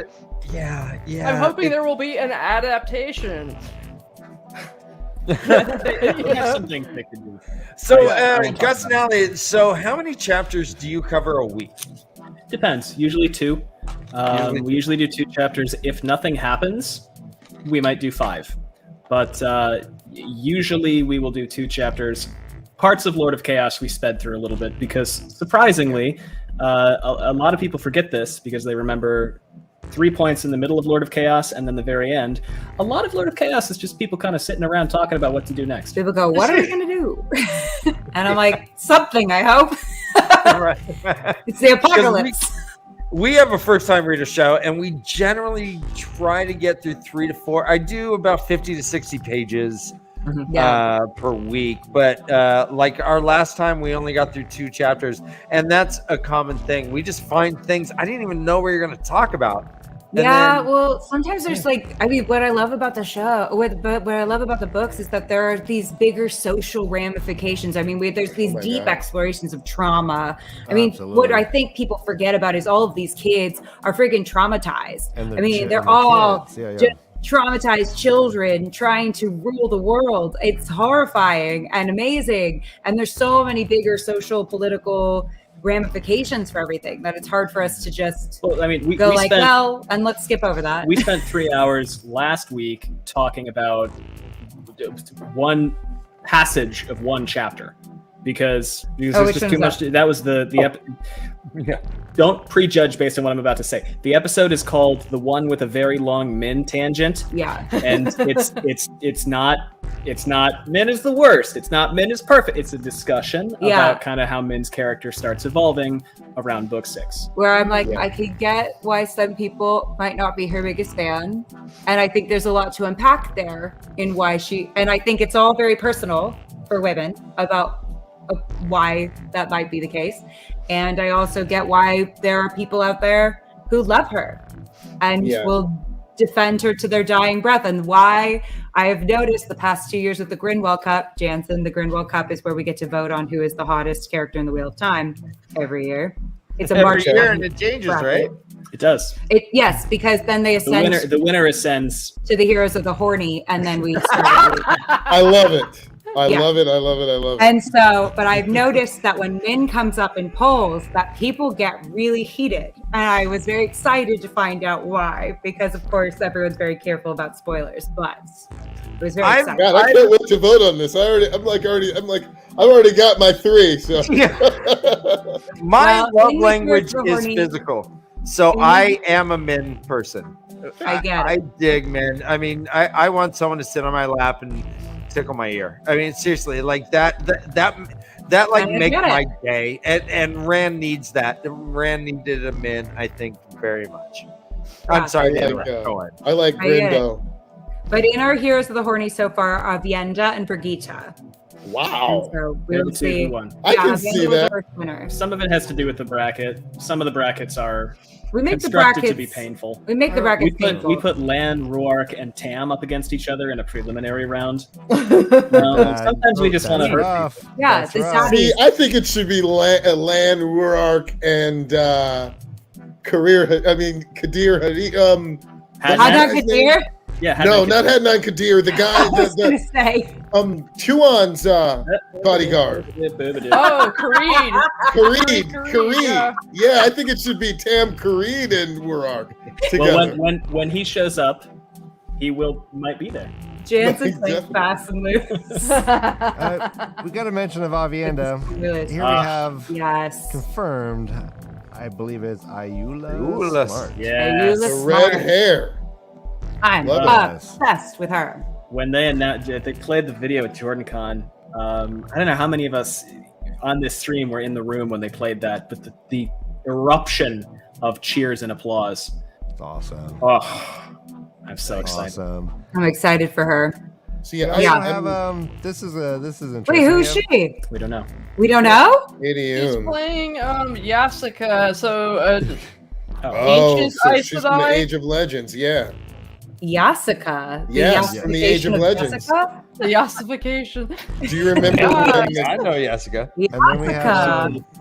And then we have Laia. She's playing a character named Magdalena. No, you know what? I think she's not. You know who I think she's playing? Who? I think that name is fake, and I think that she is going to play Serene. Oh, yeah. You think? Are we gonna meet Fael? Wait, Yes. Dan, hold on. We got one more casting to announce. Sorry. Yeah. I wish.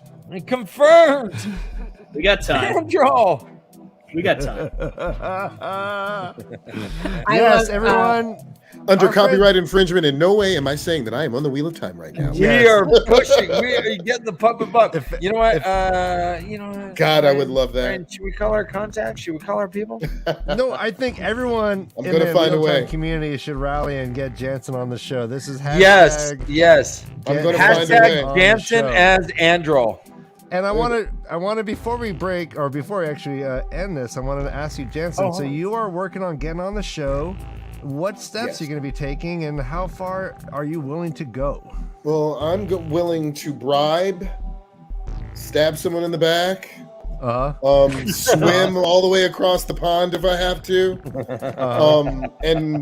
So the first thing I'm really going to do is I'm going to really look up every casting director and their assistants, because those are the easiest persons to get, attached to. And I'm just going to do what I always do, grind it out. I've been very lucky in finding my way through Hollywood, through 22 years of living in Los Angeles. And I am the most confident person in the world. I think I can do anything if I try. Yes. And I've managed to do a lot of things like that. I even got my 8-year-old to put a Barbie doll into space. I'll tell you guys about that one. So, yes, I think I'm going to do it. I'm going to get on one of these episodes, I promise. That's the promise to myself. I did Star Trek, and now I'm going to get this. I mean, I've been reading this series too long, and it's part of my heart. Hell yeah.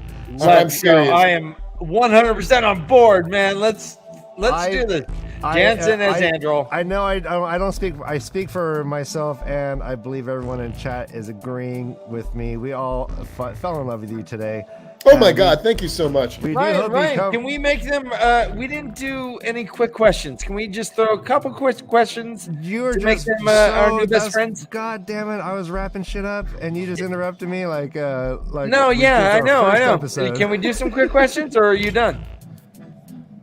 Let's do some quick questions. I ain't done. All right, let's do some quick questions. All right, so you guys are guests, but in order to be our new best friends, you have to answer just a couple real fast questions. Morgan has become our new best friend several times. Over.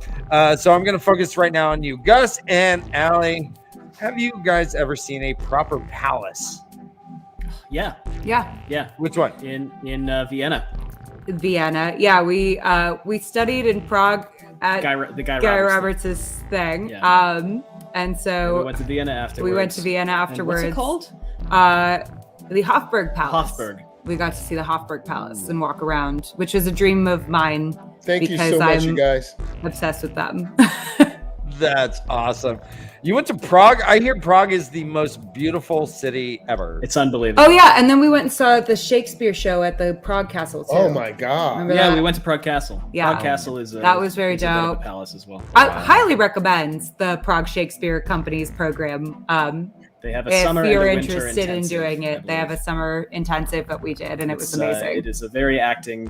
It's for yes. people who are already who are studying as actors Yes. and working as actors. Yeah. Yes. Awesome. Very. Jansen, very fun. have you ever seen a proper palace?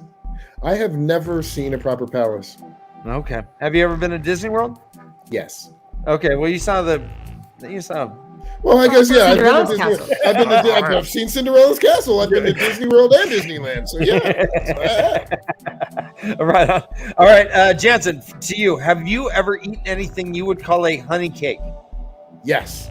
I grew up with my family owning a bakery, and my grandmother was from the South, and she made honey buns for breakfast every Sunday, and I would break them open and put bacon inside of them. Let's Because they were sweet and salty at the same time. So yes, I've had honey cakes. When you walked in the kitchen, could you smell that there were honey cakes cooking?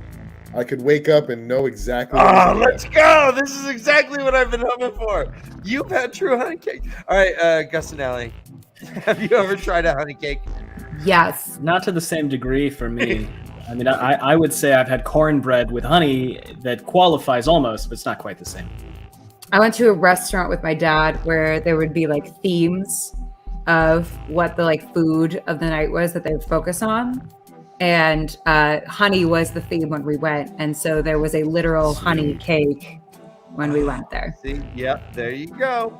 There you go. Perfect. 2 more questions. And I'll start with you, Gus. If you're at a party, do you have any like little circus skill that you can entertain 5 people with? Card trick, a little noise you can make with your face, anything like that? I can wiggle my eyes back and forth really uncomfortably quickly. Ooh, see? All right, Ryan, can you? I don't believe it. Can you prove it? Ryan, can you pop him up? He wiggle his what? His eyes. Yeah, the frame rate may not pick it up, but I know. It's freaky. Oh, the light. Hold on, the sun's in my eyes. Oh, God. Yeah, that sun is You do it all there, right there, right there. Right there. Oh my gosh, that's a Richter scale. I love that. That's exactly what I was looking. You could go like if you're in like a movie about earthquakes or something exploding. You're like, oh yeah, camera Live on special effects. You could just make that happen. Yeah. Oh man, You Jansen's can getting pretend that ready a for this T-Rex is answer. coming near, and every step it takes, your eyes go boom. There you go. Boom. All right, well, Allie, do you have Melinda any has skills had or enough of your any, talks on any thing you cakes, can and do? that's I don't know if he wants you to admit that publicly, Melinda. That's shielded the flame, Melinda. I've been taking a dance class Ooh, recently, and today we learned how to do handstands. So I'm not particularly good at them yet, but and so I won't show you without the wall. But but I have learned how to do a handstand. That works. And if I was at a dinner party and someone did a handstand, I'd be so stoked. Yep. Maybe next Jordan Con, I'll be good enough. Okay. Keep working. Sweet. You got a year, baby. All right. All right, Jansen, what is your party little skill that you can do? I can pretty much spin anything flat or round on my finger. Whoa, like a frisbee little Frisbee or plate. there's a book. Uh-huh. Oh, look at that. That's so All right, cool. You're the literary globetrotters. All day. Oh my day gosh, on look that. at it. Oh! Ah! All right. All right, final question. Final Fallon question. We'll go Lucas. with you, Jansen. What was your first concert? My very first concert was the Beastie Boys. The Spinners? Let's go. God damn it. All right, show over. Bye. Beastie Boys, for real. Who opened for them?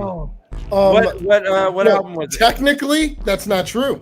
Okay. My first concert that I went to, I was 4 years old with my father, and it was Bob Marley and the Wailers.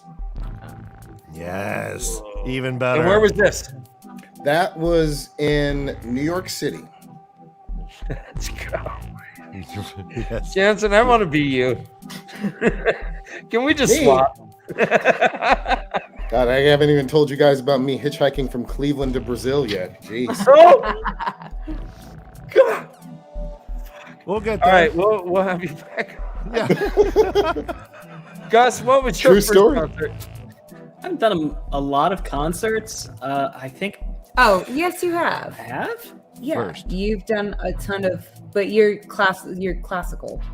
Does So that you're count? Does probably- classical music Yes. count? Well, Of course it probably counts. your Then I first have was no your idea. dad's. Probably watching my dad sing. His somewhere. dad's an opera singer. My dad, for a long time, did opera and Pop's performance. Yeah, he Um, sang at the Hollywood Bowl. He did several times. Yeah. What's your dad's name? I saw Fish at the Lou. Hollywood Bowl. Okay. Lou. We'll, I know we an, can chat. I know an opera singer. I was just wondering. Okay. Yeah. Oh, We can chat. man. I don't know where though, but it was probably him because I definitely went to see him when I was like 2 years old. That's Yeah, great. Yep. this is Definitely why your we dad. ask these questions, guys, to get to know our guests, to make them new best friends. Yeah, Gus's parents are a power couple. His dad's an opera singer and his mom's a doctor. So they're very casual. Very casual. Define casual for me, would you? Yeah. Not very casual. It's very impressive. What about your first concert? Definitely. Well, I'm a child of the 90s, so Britney Spears for sure. No, I'm wrong. I saw James Taylor with my dad at the Hollywood Bowl when I was a kid. There you go. Sweet. You Yeah, got it. big fan. Yeah, Well, big then- fan.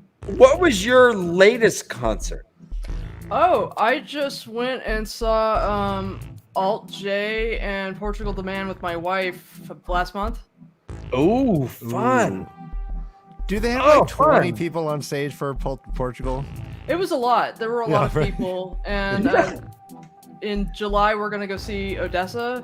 So yeah, I'm just starting to see a whole bunch of concerts again after like 20 years of not seeing any. So, It's amazing. Yeah, exactly. It's amazing. but my first concert was Nirvana when I was 15, and I guess my first concert was Jethro Tull when I was an infant, but I don't remember that one. So. It's so cool. I'd like to hear Not people's in running chat. down What his was your nose. first concert? Let us know in chat. It's Yeah, always first interesting. concerts are fun. That's I'm a waiting fun for a menudo. question. No one's giving me a menudo yet. I finally All right. figured out a party trick because I couldn't figure out one last time. I can write legibly with both hands. Oh, that is a party skill. It's a party trick. All right, That's last quite the question party. for all of you. I thought we were answering last concert. Last concert. Oh, yeah. All right, Let's go No, I around. just asked it because I already knew that Morgan saw Nirvana. So, yes, what was your latest concert, guys? I don't know. Mine was Public Probably. Enemy, Snoop Dogg, and LL Cool J at the Hollywood Bowl. I All right, saw. all right. So, Public Enemy without Flava Flav or with? No, Flava Flav was still there. He was there, and he played the drums and guitar. He was awesome. He did not play anything when I'm we trying saw to him. see. Man. I I'm think trying he to was, figure like, out who I think was the best of that. He was so there barely was Public Enemy. alive when we saw him. There was Snoop Dogg. LL Cool and J. there was you know what? I'm an LL guy, man.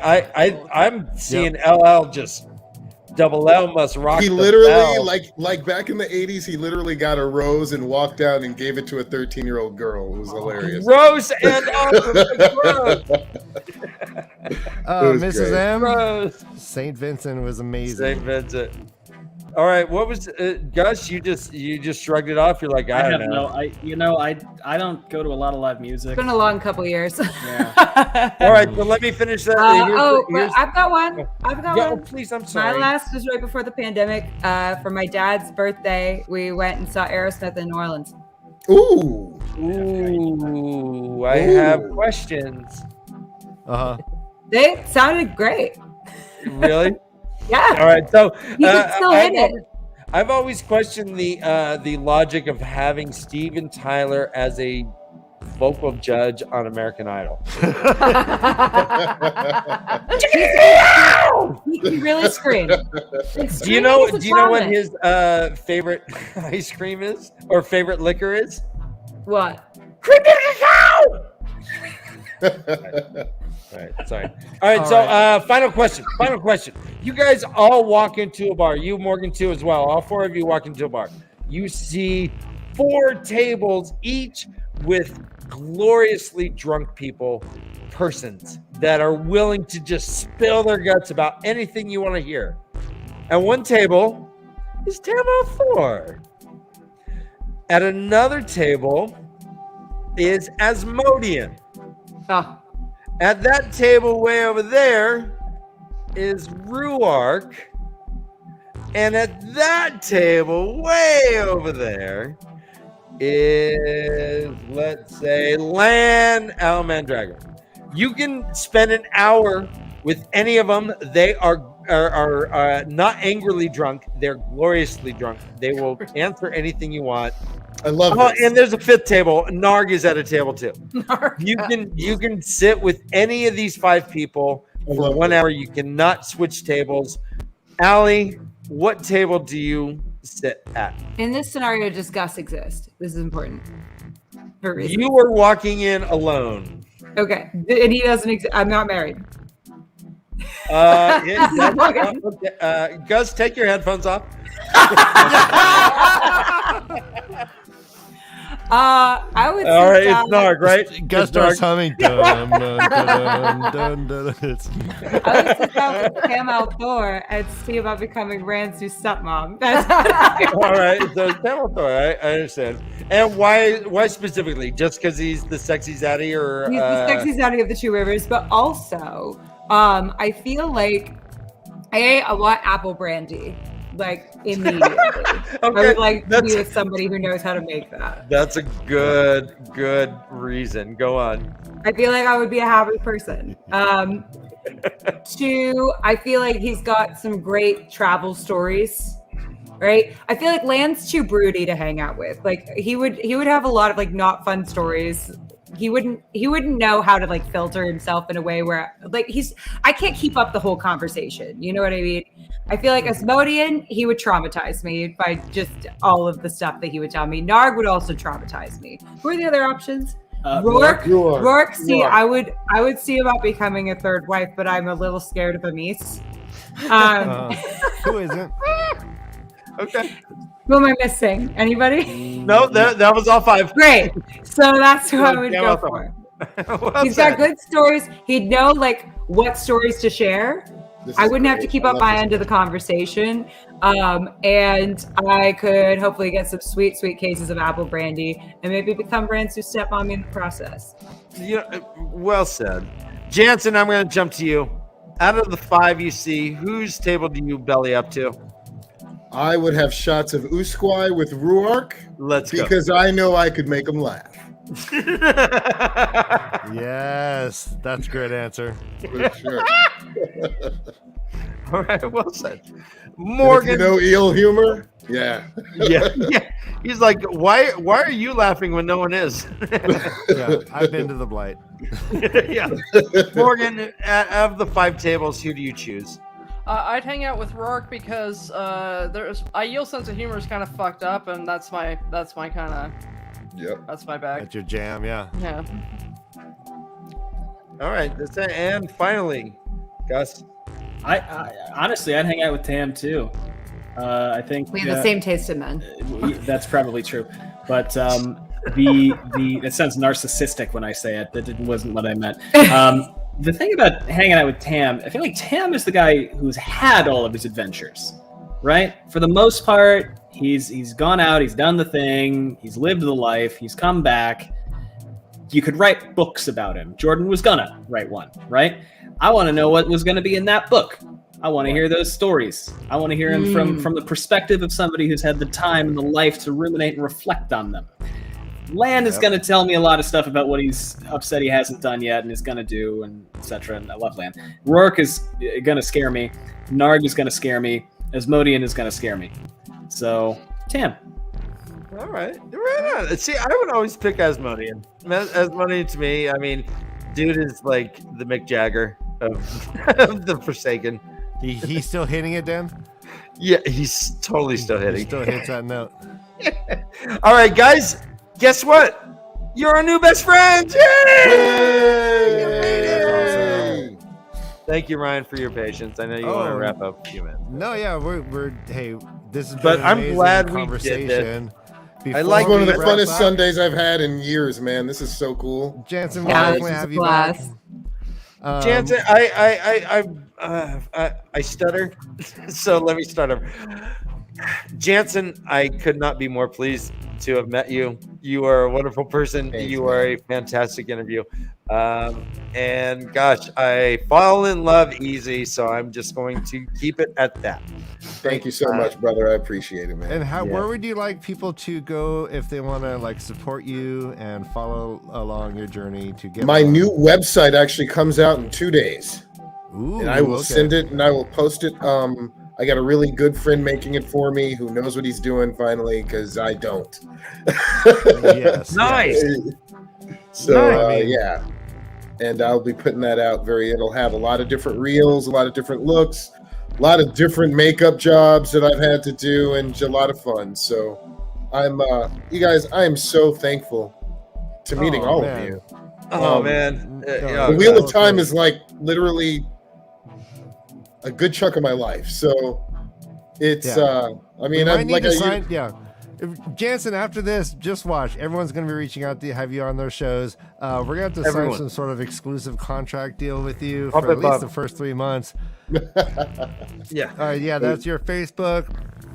Ryan, we should do a Village Mattress ad with Jansen. All right. And Morgan, how would you like? Thank you again, Morgan, for joining our show. And would you like to steer the audience in your direction? How would you like them to find you? Oh yeah, so I'm on @PodOfTheDragon on Twitter, and there's links to both my YouTube channel where I have some videos about season 1, and I also have all my podcast episodes up there. But there's also a link to my actual just like podcast, which it's on multiple platforms. Yeah, so if you want to hear cool literary analysis about the Wheel of Time, that would be where to go find it. Sorry. Beautiful. And you also get cool we're a member of Morgan's Patreon. You do get some backstage kind of interviews with you and your wife. We're given some things that were just Patreon exclusives. I really, we also got to see some of your notes that you had written, which are extensive and mind-boggling. Join Morgan's Patreon. Support small business, guys. I mean, this is what we're doing, right? I mean, so guys, seriously, go on Morgan's Patreon. Even if it's just $1, $2, $5 a month, just throw a little bit this way. It's not gonna make a fucking dent, guys. It's not gonna make a fucking dent. And Morgan's gonna But it will save Morgan's life. We're gonna save her life. Speaking of saving lives, Gus and Allie, how many lives have you saved in your do animals count? Yeah, then a few. Yes. Yeah. Yes. I keep finding at least 5. I keep finding animals while we're out and about, and it's a whole thing. Yeah. It keeps happening. You just know why you put your finger out. I think they get sick in front of you on purpose. Yeah, there was a baby bird once. There was a cat once. There were 2 cats and 2 dogs, and then our animals that we have in our house that I'm allowed to keep. Gus and Allie, do you guys have any behind the scenes Patreon We do.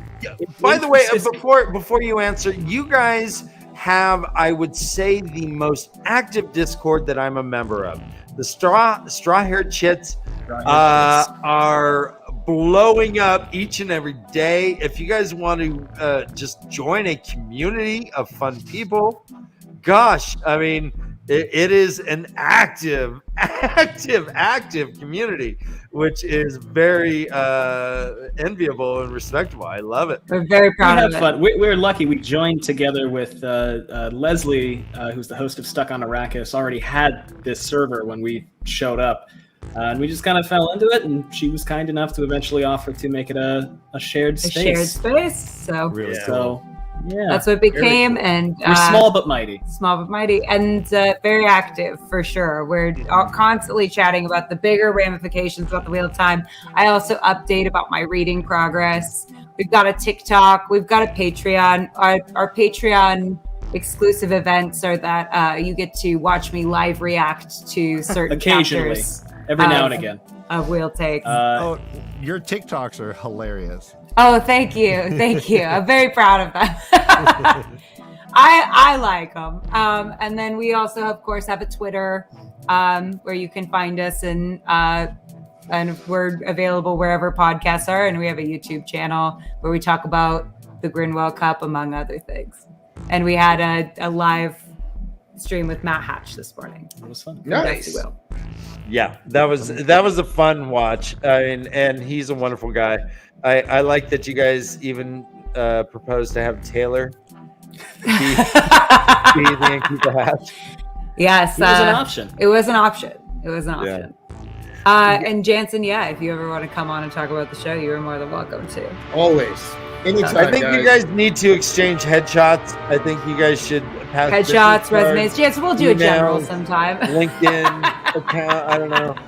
Guys, I wish we could just go to a pub now and just drink. Sometime soon. God dang it, man. You guys are welcome to my house anytime. I have a gigantic liquor cabinet. Oh, you're the man. You know what? I'm LA, coming so to California we'll in end of June to Orange County. Call me up, dude. Call me up, man. Not far. Seriously. All right. Seriously, Shots I'll on be me. there for like 4 or 5 days doing condo stuff. Right on, dude. I'd love to meet up, man. I'd love to meet up. Yeah. Sweet. Be Guys, we're holding hands across nations. It's worldwide. It's worldwide. This show's international. Yeah. Oh. Reach out. Reach out. Well, before we're doing the dramatic end, we have some business to take care of. We are sponsored by Village Mattress, the Look at official those sponsor sheets of The Way of the Leaf. If you go to villagemattress.net, let me take off that little guy. You'll have exclusive deals for friends of the Leaf Brothers. You mentioned our show, you get 30 to 50%. Guys, 50% off. I mean, this is no fucking joke. Order. Yes, your entire order 50% off? What? You're gonna get that from IKEA? Fuck off. Nope. So he's our friend. This is what he looks like. That's him. He's great. Yep. And basically you go to his website, check out what you want, and then you basically can call him at 317-523-6831, or you can email him at villagemattress@gmail.com. He will help you out. You guys will work it out together, and soon enough you'll have the best sleep ever delivered to your door from a fellow Wheel of Time companion, friend, and really a great supporter of our show. And before I go on, also, we have merch. Here's our friend Carrie John. Hubba hubba. Carrie John! She's looking happily good. showing us how happy and great you feel when you put on the Way of the Leaf t-shirts. Right here, this salt and pepper handsome man right here. He's also wearing a The Way of the Leaf t-shirt. Nice. You go to www.newcreationsbyjan.com/collections/The Way of the Leaf. And you too can be bedazzled and bedecked with some of the amazing The Way of the Leaf gear and merchandise. Ladies and gentlemen, I'm always uncomfortable doing that, but it really does help us keep going. So, and last but not least, we have a Patreon, and the best way to support us is through Patreon. Way of the Leaf, don't know where the "the" went. Patreon, Way of the Leaf. Yeah. And you can find us. We have tiers, we have fun stuff. Whew, what a show. What One of my favorites. You guys are all my friends. All right, and here basically we end by saying, hey, run for your lives. This is The Way of the Leaf. Yeah, run for